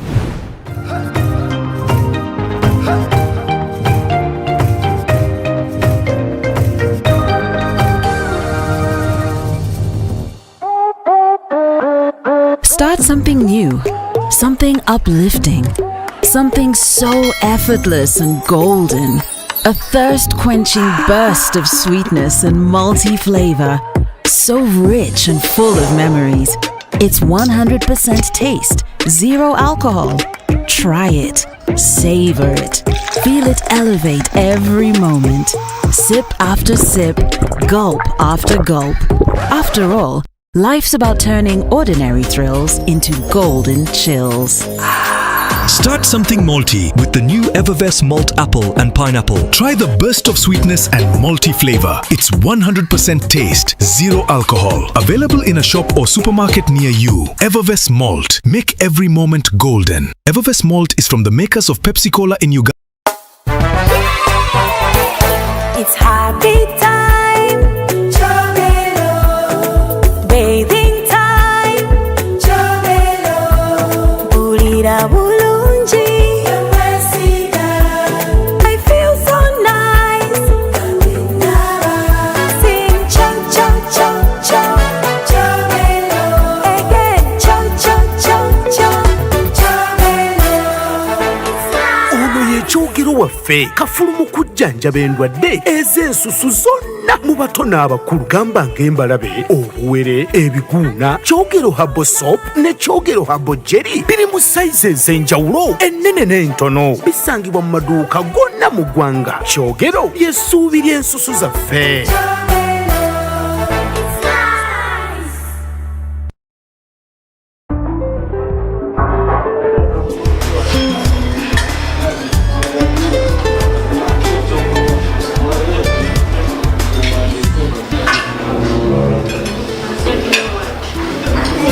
Wait, emmere ogirese naye nga siraba kuwukawo akaweekali wano. Teweerabira leta bubiri. Sumulula buli alina akacupa kyokunywa kikwongera amaanyi kinywa kufunamu enjawulo kiri ku mutindo w'amanywamu eyo kalimu ebirungo bakalunga enjangawuzi bagiteekamu eri omwo omubisi gw'enjuki nagwo ogusanga omwo kagaba waaka kanyweko n'owulira waaka kombucha drink kyekyokunywa ekisinga byonna era nga kikolebwa kampani y'ekyama Enterprises Limited. Kati gwakyetaaze tufunire ku namba z'essimu zino wammanga 0701 734 oba 0783 10 38 waaka kombucha drink gw'oba onywa yekka.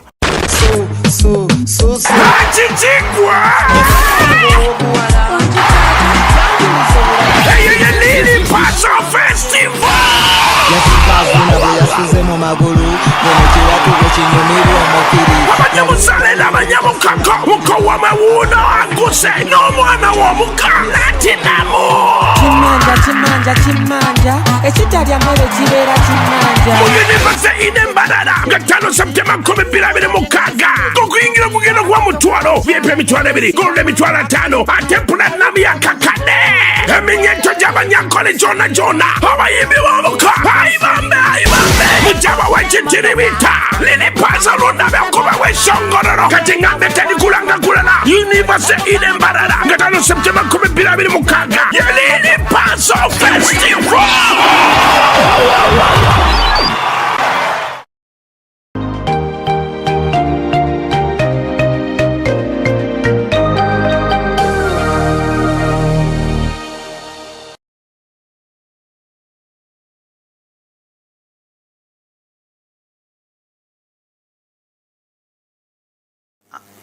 They were trained by Aegis.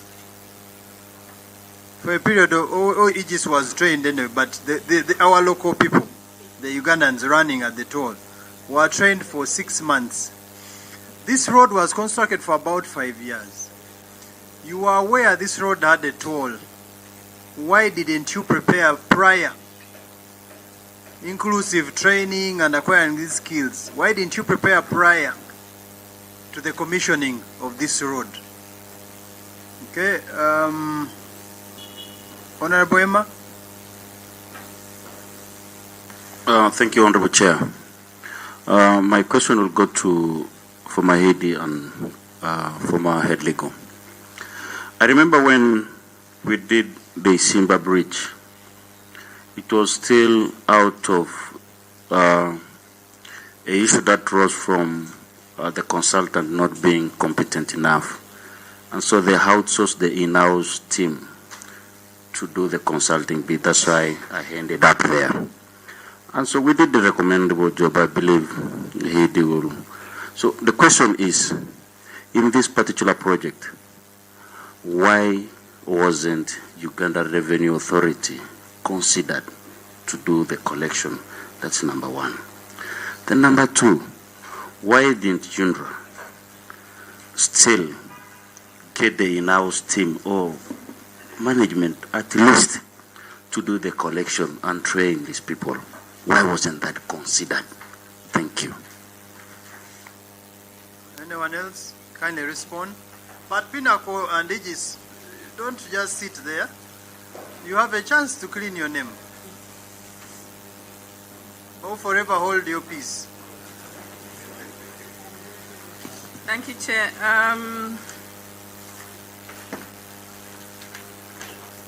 Pinnacle came into this project as a subcontractor of Aegis. The bid of Aegis had a subcontractor called Pinnacle with specific deliverables. Two, and I really want my colleague to confirm this so I don't mislead the committee. The idea was that the subcontractor would work together with the main contractor Aegis for the period of 5 years and become competent enough to take over at the end. There was no automatic decision to say once you've done 5 years you take over. You'd have to be assessed. Now, whether they have been assessed and they were cleared, that I don't know because that was beyond my tenure. But from the very beginning, the intention was Ugandans should take over, at least a Ugandan company should take over after this foreign company has finished its contract. That's how Pinnacle came into the picture. Honorable Chair, international bidding does not preclude local companies. It is domestic bidding which precludes international companies. It's the other way around. And indeed, in the ones who initially expressed interest, there was a local company, Multiplex, but they did not go through to the second level. Pinnacle was trained on the project for only 6 months. I think Pinnacle should speak for itself. But training was really part of the project. They needed to be able to peak capacity during the time that they are with Aegis. The last question on why wasn't URA considered? Perhaps it could have been, but we would have to really change the operations of URA because it was not just a collection. When you go on the project and you have seen the contract of Aegis was not just tolling. Remember, they had to do the lighting. I didn't think we were going to get a revenue collector now to go and start do lighting. So one of the reasons why URA, which is a revenue collector, was perhaps, and I'm only using that word wisely, perhaps is because there were other things that were in the contract which were not just collection. Maybe my colleague has something to add. Edie, I think regarding that question. Yes, sir. We know there were other services, but our area of interest was repayment of the loan. So the concern was at that point of collection of cash. Why did you have to forego it as government to a private individual? You know, they say hindsight is 20/20. It could have been. It could have been. Honestly, I think there was no. We could have separated the contract to collection alone, and then the other services are done by someone else. But getting two different entities on one expressway has its own management problems. So the idea was get one entity that can do all of them. That really was the issue is at what cost? Because your projections were 146 billion, and you gave a private contractor at the onset 122 billion contract, much as it was performance based and the rest. But you gave them 122 even when you expected 146. Why?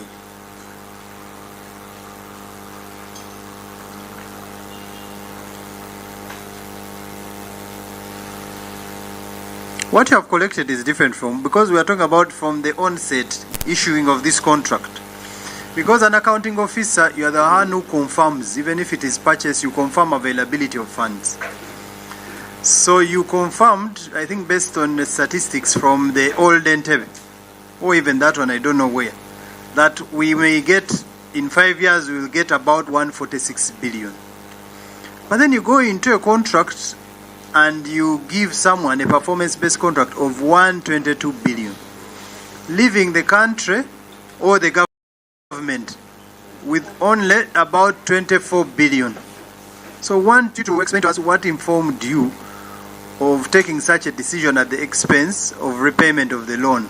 Because it could be worse now. Maybe we have collected much more, but the onset from the initiation. Chair, so for example, for your own information, the new contract for 1 year is at 36 billion to be paid to Pinnacle. And estimated revenue is about 3.7.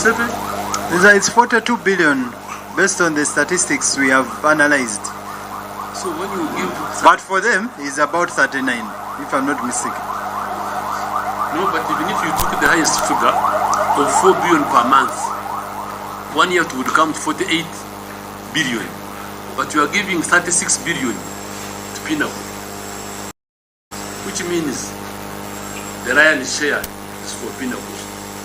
Chicken feed is for government. Even chicken is good.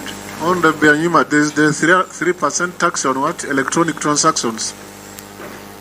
There's also a clause similar to that. You respond.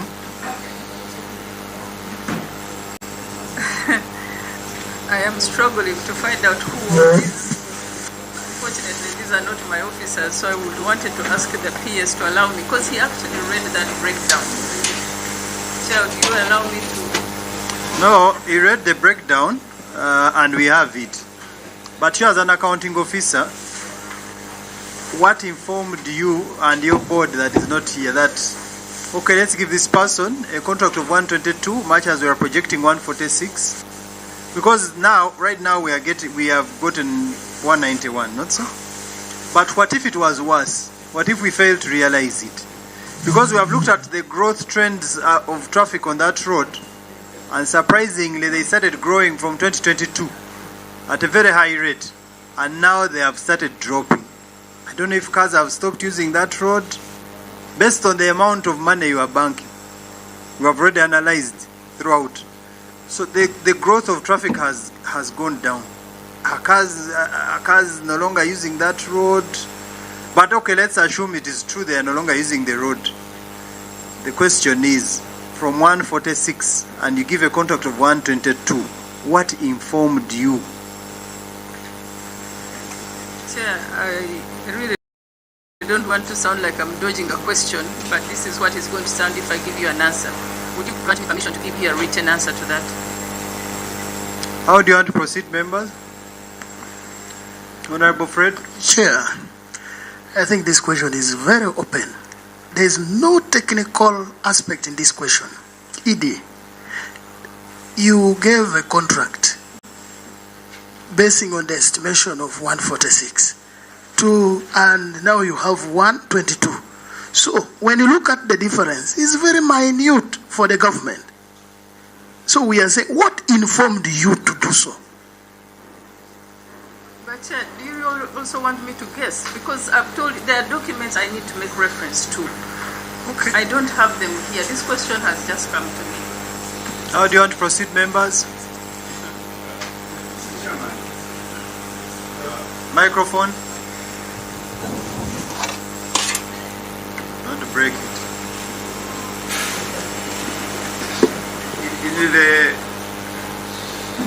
In the Madam Irene Kajinaya is no longer in the office, so I think it's a really a fair observation to say if she wants to consult some documents.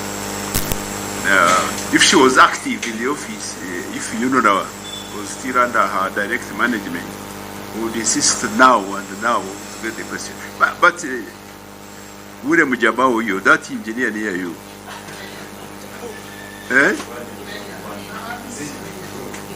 Engineer Major. The legal officer. And he's an engineer. Which one are you talking about? The one next to the former ED? Hey, that one she has touched on. Those guys have the answers. Yes, because absolutely crystal clear. 146, 122. In the business terms, does it click?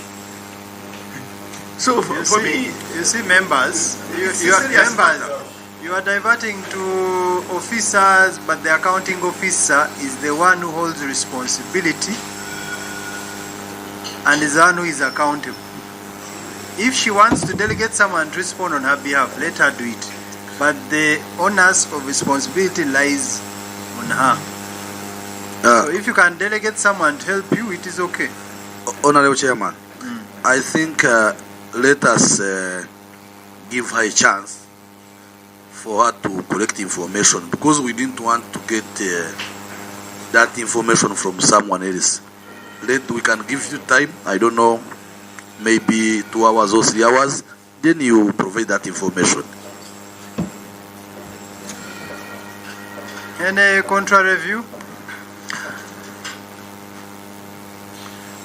How much time do you need to give us this response? Because we must conclude this matter today. Chair, I have to work with my sister to get the documents. She's there. She can guide you. So she can tell me what she can give me the documents. Honorable Chair, I left our team looking for different documents, so we beg that we submit an answer tomorrow morning. No.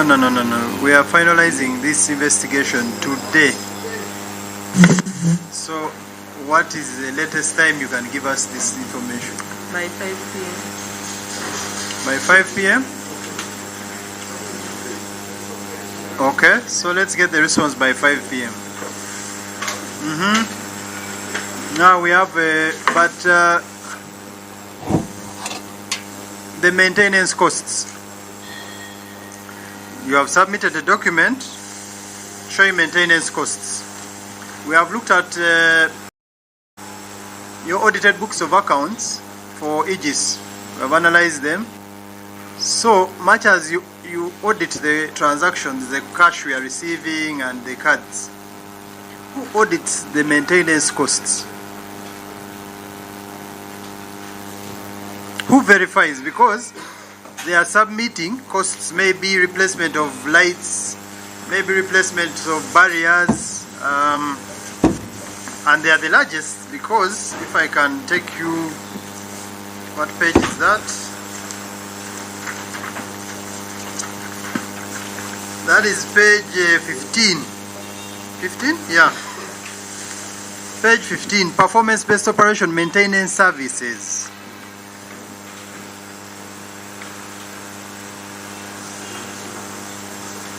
Maintenance services, you have spent 47 billion. This is the largest.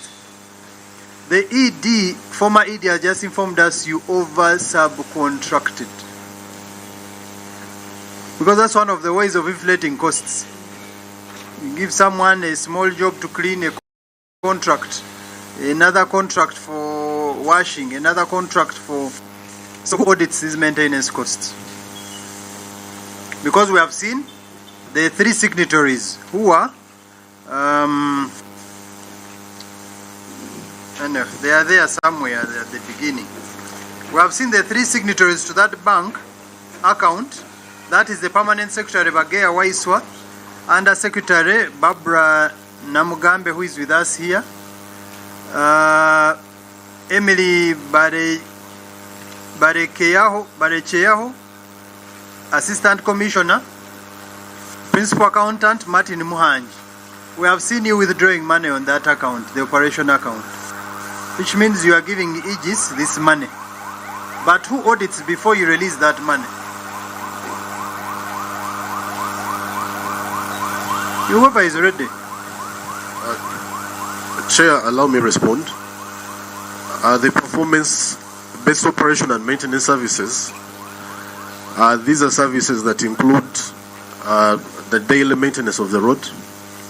That is the cleanness, the maintenance of the road reserve, lighting, tolling operations,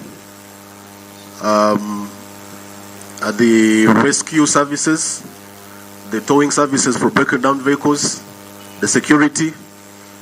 I think majorly those are the ones. So that all is encompassed under this item.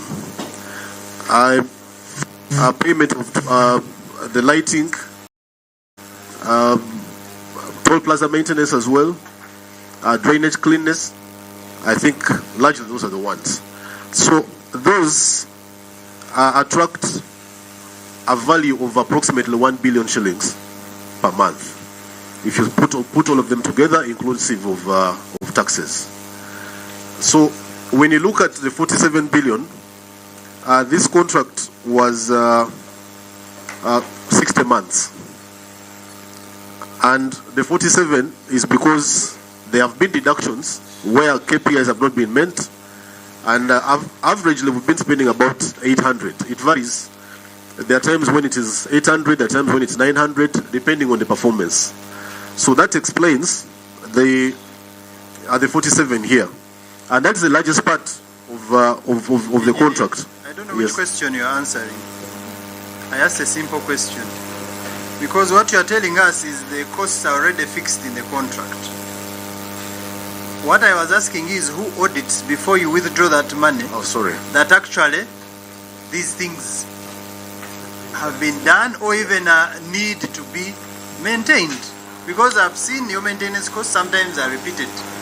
I don't know if you keep preparing the same things every now and then. So just for the record, because it's going to guide our recommendation. All these engineers have at any one time been station managers. Which station has ever been given 1 billion to maintain those roads under that? Where? Who has ever got 1 billion to maintain those 25 kilometers? Per month. They are slashing. Slashing, we pay 150,000 shillings per kilometer. Because that's the best. Each road in Uganda, in portion of 5 kilometers to pass of one person. And it's paid, I think, 150 or 120. 140, imagine, it's paid per month. That means about 600. Maybe they fence every month. No, please. Let them tell us. If it was another different person, I would agree. But you people, all of you have ever been station managers. But let him tell us who audits first. Then right. Before certification, the contractor has what they call a self-control unit. That's under the performance-based contract. So they assess what they have done in a month, the level of performance. When they submit that monthly report, we constitute what we call a formal inspection. The team led by Engineer Joan with the project engineers undertake the formal inspection every month. That is to confirm what has been done in a month. And where the performance is found unsatisfactory, there are deductions applied. Every IPC goes along with a formal inspection report, and we submitted every IPC as a formal inspection report. That is done on a monthly before certification. And after that, it is the ministry that certifies what is due to the contractor, not what the contractor has claimed. That is how the trail is. What you are saying is, the contractor has a whole month. He can even say the traffic light got spoiled yesterday, and he fixes it on his own. Maybe one rail fell, or someone stole a fence, and he puts it back. So for you come at the end of the month. That's what you have just said. I can explain. I can give detail on that. Chair, we have information. We have a team. Information. I think what we're trying to request from you is the scope of that work every month. Since my honorable colleague has informed us here that slashing, for instance, takes about 140,000 Ugandan currency. So in the express toll, in the expressway, I believe before you raise an IPC, there is a scope for that IPC. That's what we're trying to ask for. Thank you, Chair. You You know, to allay our fears, maybe you're a good Christian. Give us read to us the maintenance cost of last month.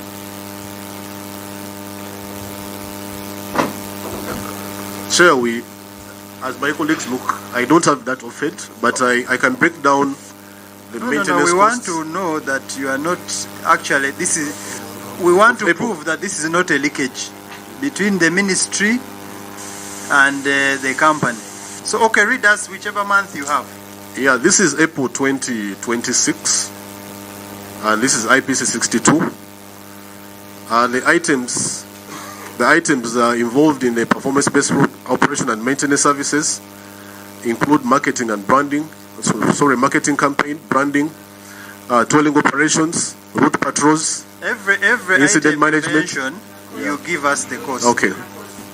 Yeah, marketing campaign. What do you market, engineer? You market the road? No, the company says Sir, they have marketed. So these Sir, are I don't know. Well, if you read the adverts that run constantly on radio promoting I'll leave that to Egis to explain, but you break them down. Yeah. They are here. yes, that is 21 million. Yeah, marketing campaign is 21. Branding is 17. Tolling operations is 313 million. Route patrols is 91. First wait. Branding is 17. Yes. And then tolling? Tolling operations is 313. Incident management is 91. Route patrols is 91. Incident management is 53. I beg your pardon? Chair, can he share that thing with us in soft copy? Because you're going back We to read first for week. ourselves. Yeah, it's okay. Okay. Way bridge operations is 53. Toll plaza and maintenance is 38. And way bridge maintenance 38. Routine road maintenance is 329. 329. Yes. The million there. Can I read the entire figure? Or I'll submit this. You first give us the totals. Okay. 3% charge. Management and overhead fees is 800,000. And 3% charge on card usage is 9 million. That totals to 936 million. The deductions applied. There's a deduction for way bridge operations, which is 53 million. There's a deduction on toll plaza maintenance, which is 8 million. And a deduction on routine road maintenance of 18 million. Okay. That total 79 million. Okay, so just for members to get you, the marketing campaign you are spending 21.124996. Yes. The branding you are spending 17,818,475. The tolling operations you are spending 313,339,096. The routine patrol you are spending 91,588,210. The way bridge operations 53,247,600. The routine road maintenance is 329,069,808. The PS for skills development 4.4 million.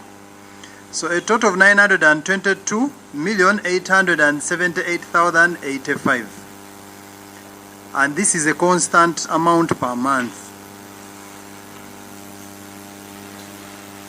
Before you make deductions, if you find some issues, you know so? Yes, that's true. So how did you know, for example, the incident management? How do you know how many cars are going to have incidents? Because you have not told us of any deduction that month on incident management. So should we say cars got accidents and fulfilled the total amount? Chair, on incident management, we have KPIs, and one of them is a clearance of accidents within a certain prescribed period.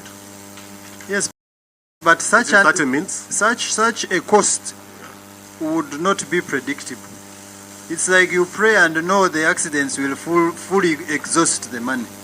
Would expect at least like a balance of maybe 1 million. How do you plan for incidents and they all happen and the money is finished? So, Chair, it's like how we plan for MPs to die, God forbid. At times we plan for MPs to die. Now should the financial end and everyone... You explain to us. Chair, allow me read you the payment deductions for operations. These are in the contract. Now, if I take us to that one, how you fully exhausted it? Chair, we would request to have a comparison to understand whether this is constant monthly or there is some fluctuation. Maybe the current one. This is April and we are in August. Can we have a detail? Remember, this is what they are supposed to spend per month. So based on what based on where they review performance, they make deductions, but this is the standard. Monthly. Monthly. Government must lose per month. Whether what or what, government must lose that. Please, you have the floor. Yeah, Chair, allow me read in the contract. Page 192, what incident management relates to. And I'll read it verbatim. This is payment deduction. UNRWA shall apply a payment deduction amounting to 1 million per day per incident or event to the operator's monthly lump sum for incident management.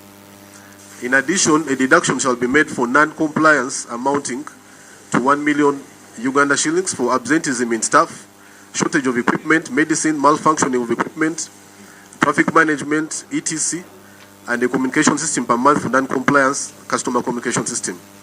Now, how we monitor this is the KPI given to the contractor is that if an incident happens, and an incident is either a broken down car or an accident, I am more than sure that we have seen that happening on the expressway. Accidents happen on the expressway, but they are cleared on time, and that's the reason that we actually don't find them. But they are cleared within 30 minutes. Yes, sir. We are not opposed to setting up a fund for incident management. We have seen cars being towed. We are not opposed to it, but we are asking you to give us, help us understand the probability that all the incidents happened and the money got finished. But we are not opposed to the service, no. In fact, we want cars to be cleared. Yeah, Chair, this is... I wanted also another clarification on that one. Are those terms also transferred to Pinnacle or they ended with IGIS? Chair, it is the same contract that we are implementing. We didn't amend the contract. But on the other hand, is that contracting by nature is risk transfer. Somebody accepts to hold the risk and commits and says, if this happens, I'll do this. That's performance based. That's how it works. When you say, I don't want to see a pothole within 3 hours or 1 day, that is how a performance based contract works. Chair. So the contractor makes sure that they avert and clear the site within time. If they do not do that, then we apply. You want to say something? Yes. Thank you. Engineer, you know, it's good to be realistic sometimes. When you tell us that routine maintenance is about 329 million, does it mean every month we maintain the same things?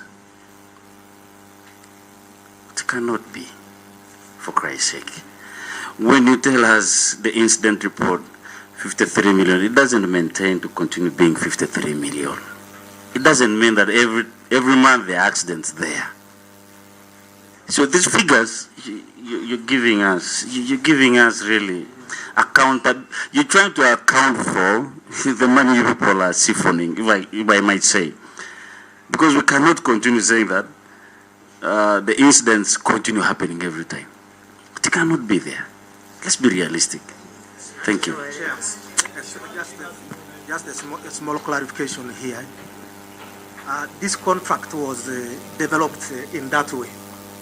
Maybe it was not the best or whatever, but when it is a lump sum contract, even if they don't do anything, if it says this month we are paying you 10 million, for example, even if they don't do any activity on that whatever, but the road remains good and whatever, you have to pay them all that money. So these deductions are only to apportion the risk, to say that if they have so many accidents or if they do whatever.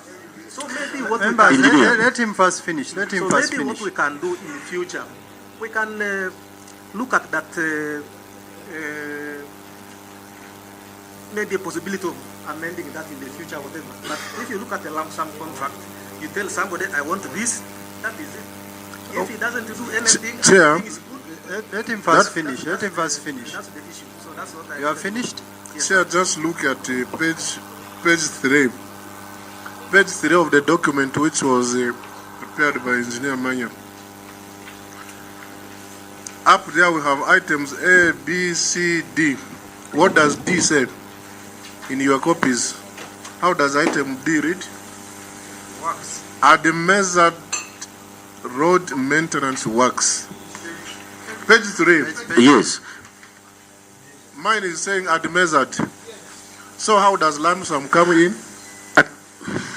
Or you think your colleague made a mistake by writing here the measured? No chair. There are many components in those. No. But this maintenance is the one the members are asking about. The specific works which are instructed, for example, are measured. When they are instructed, if you tell them... If I were you, I would have withdrawn the first statement instead of trying to justify it retrospectively.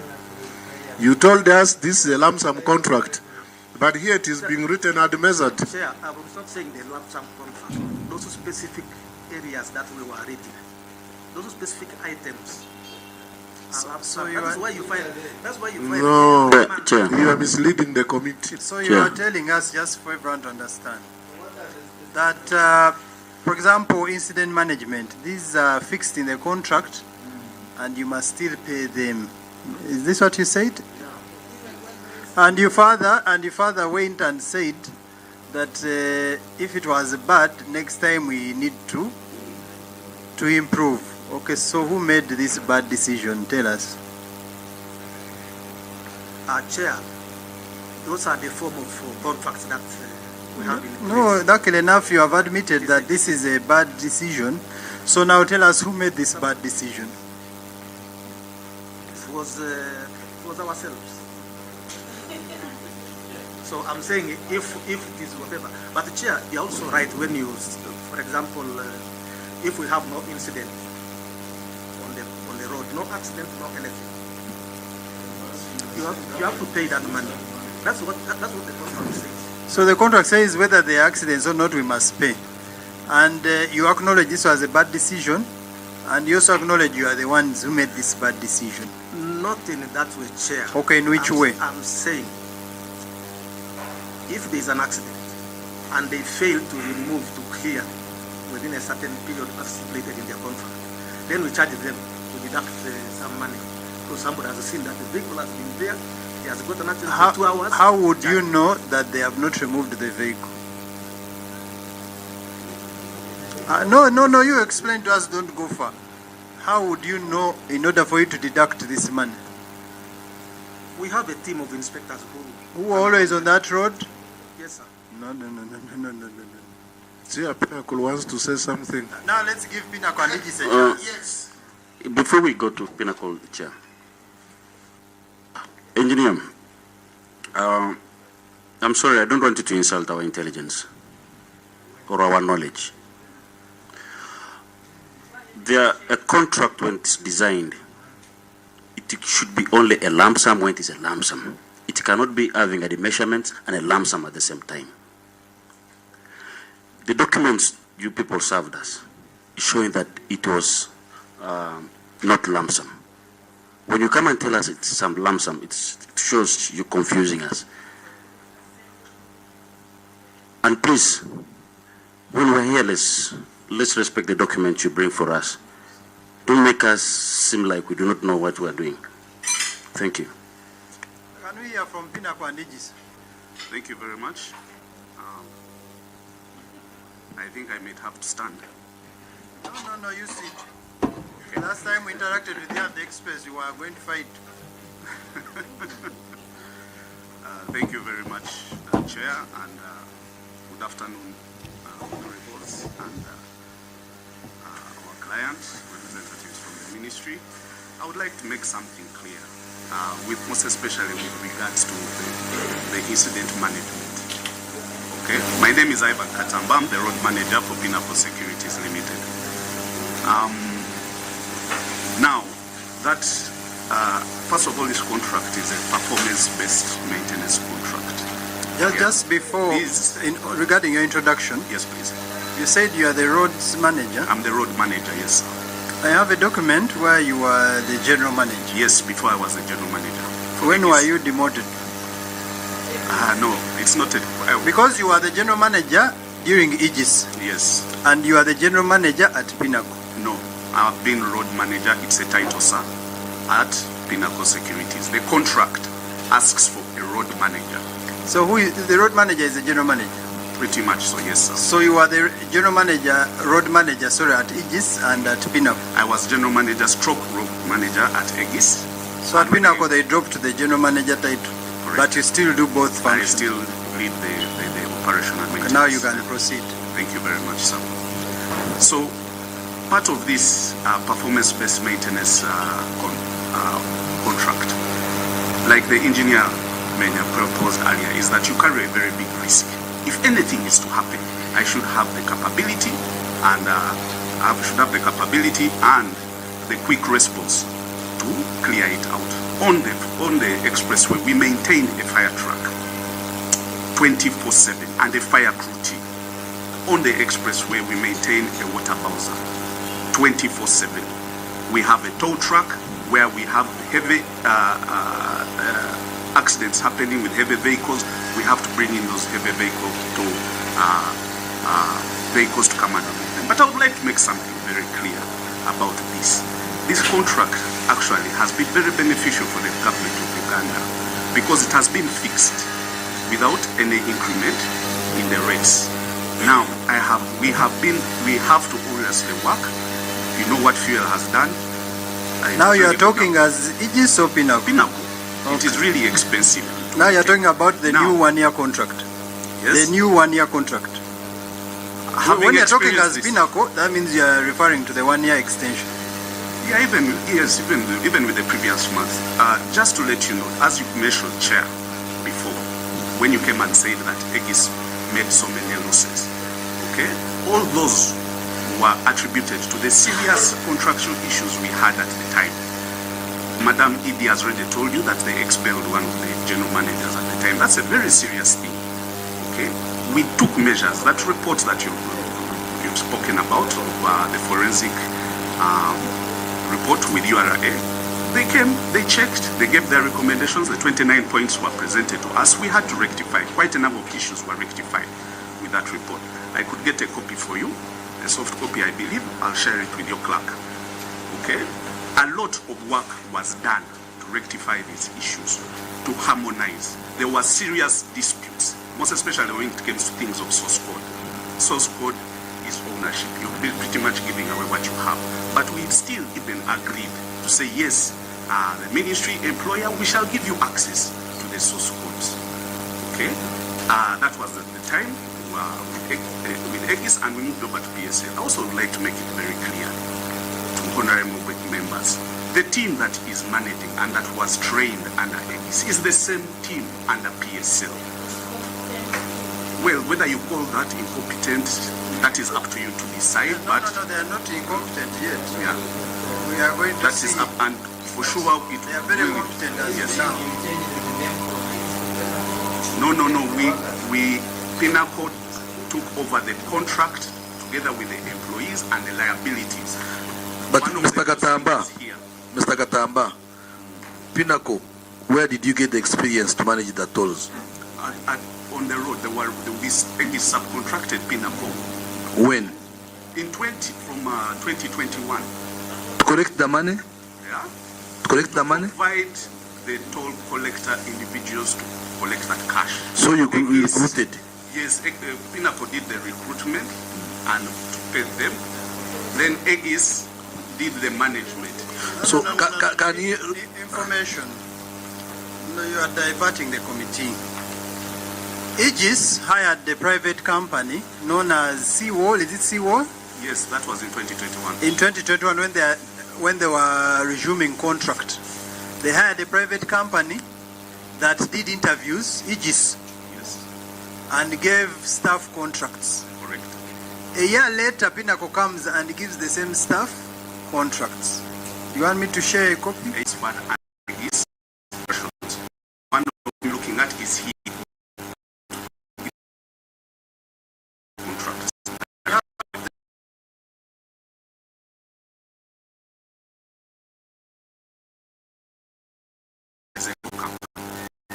They are from the beginning.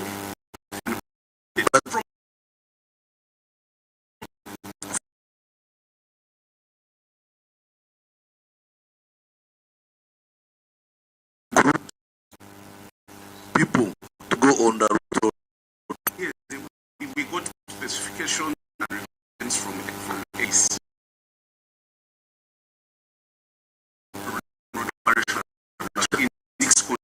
Yes.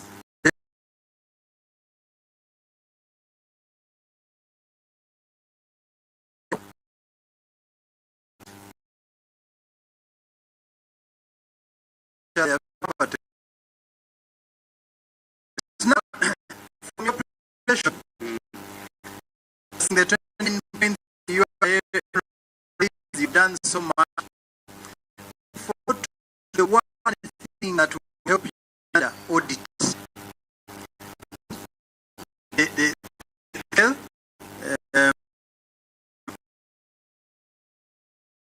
static scale, one on the left side.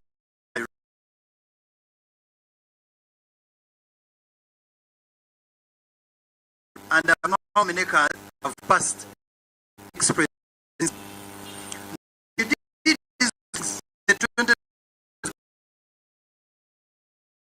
the one help you did not say.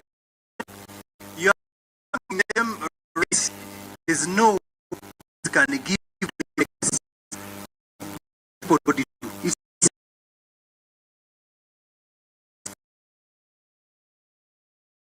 you did have those goods to this.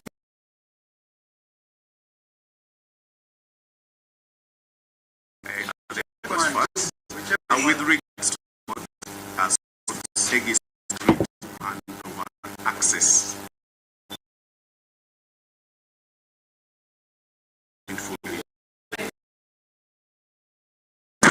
The honesty, it go on by is another company.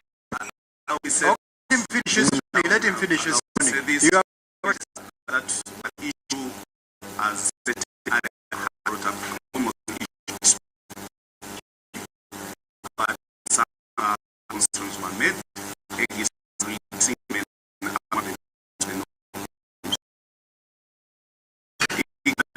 Give access.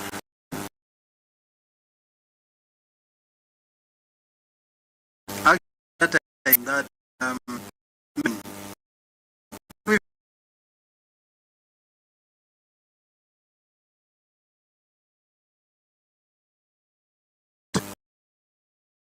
the traction and data to the backing up using drive it. And not that is why using Excel. My wrong us. If I was connected to a network, I did not see that network. I had time on that laptop. Very much. That is why I try to insist with you.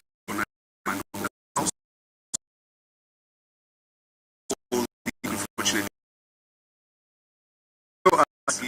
okay, sure. On my computer, you have to visit us. It's not because it's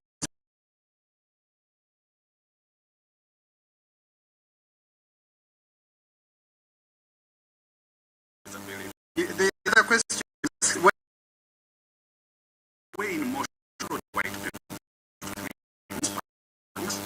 Okay, need an assessment. Very properly tailored. Way in motion that we need.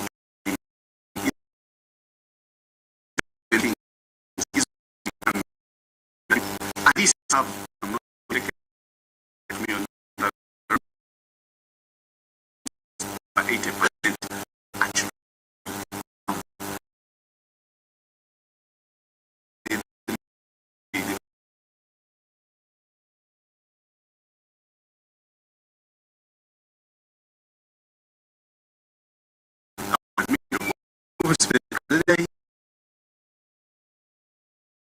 Who are those there here?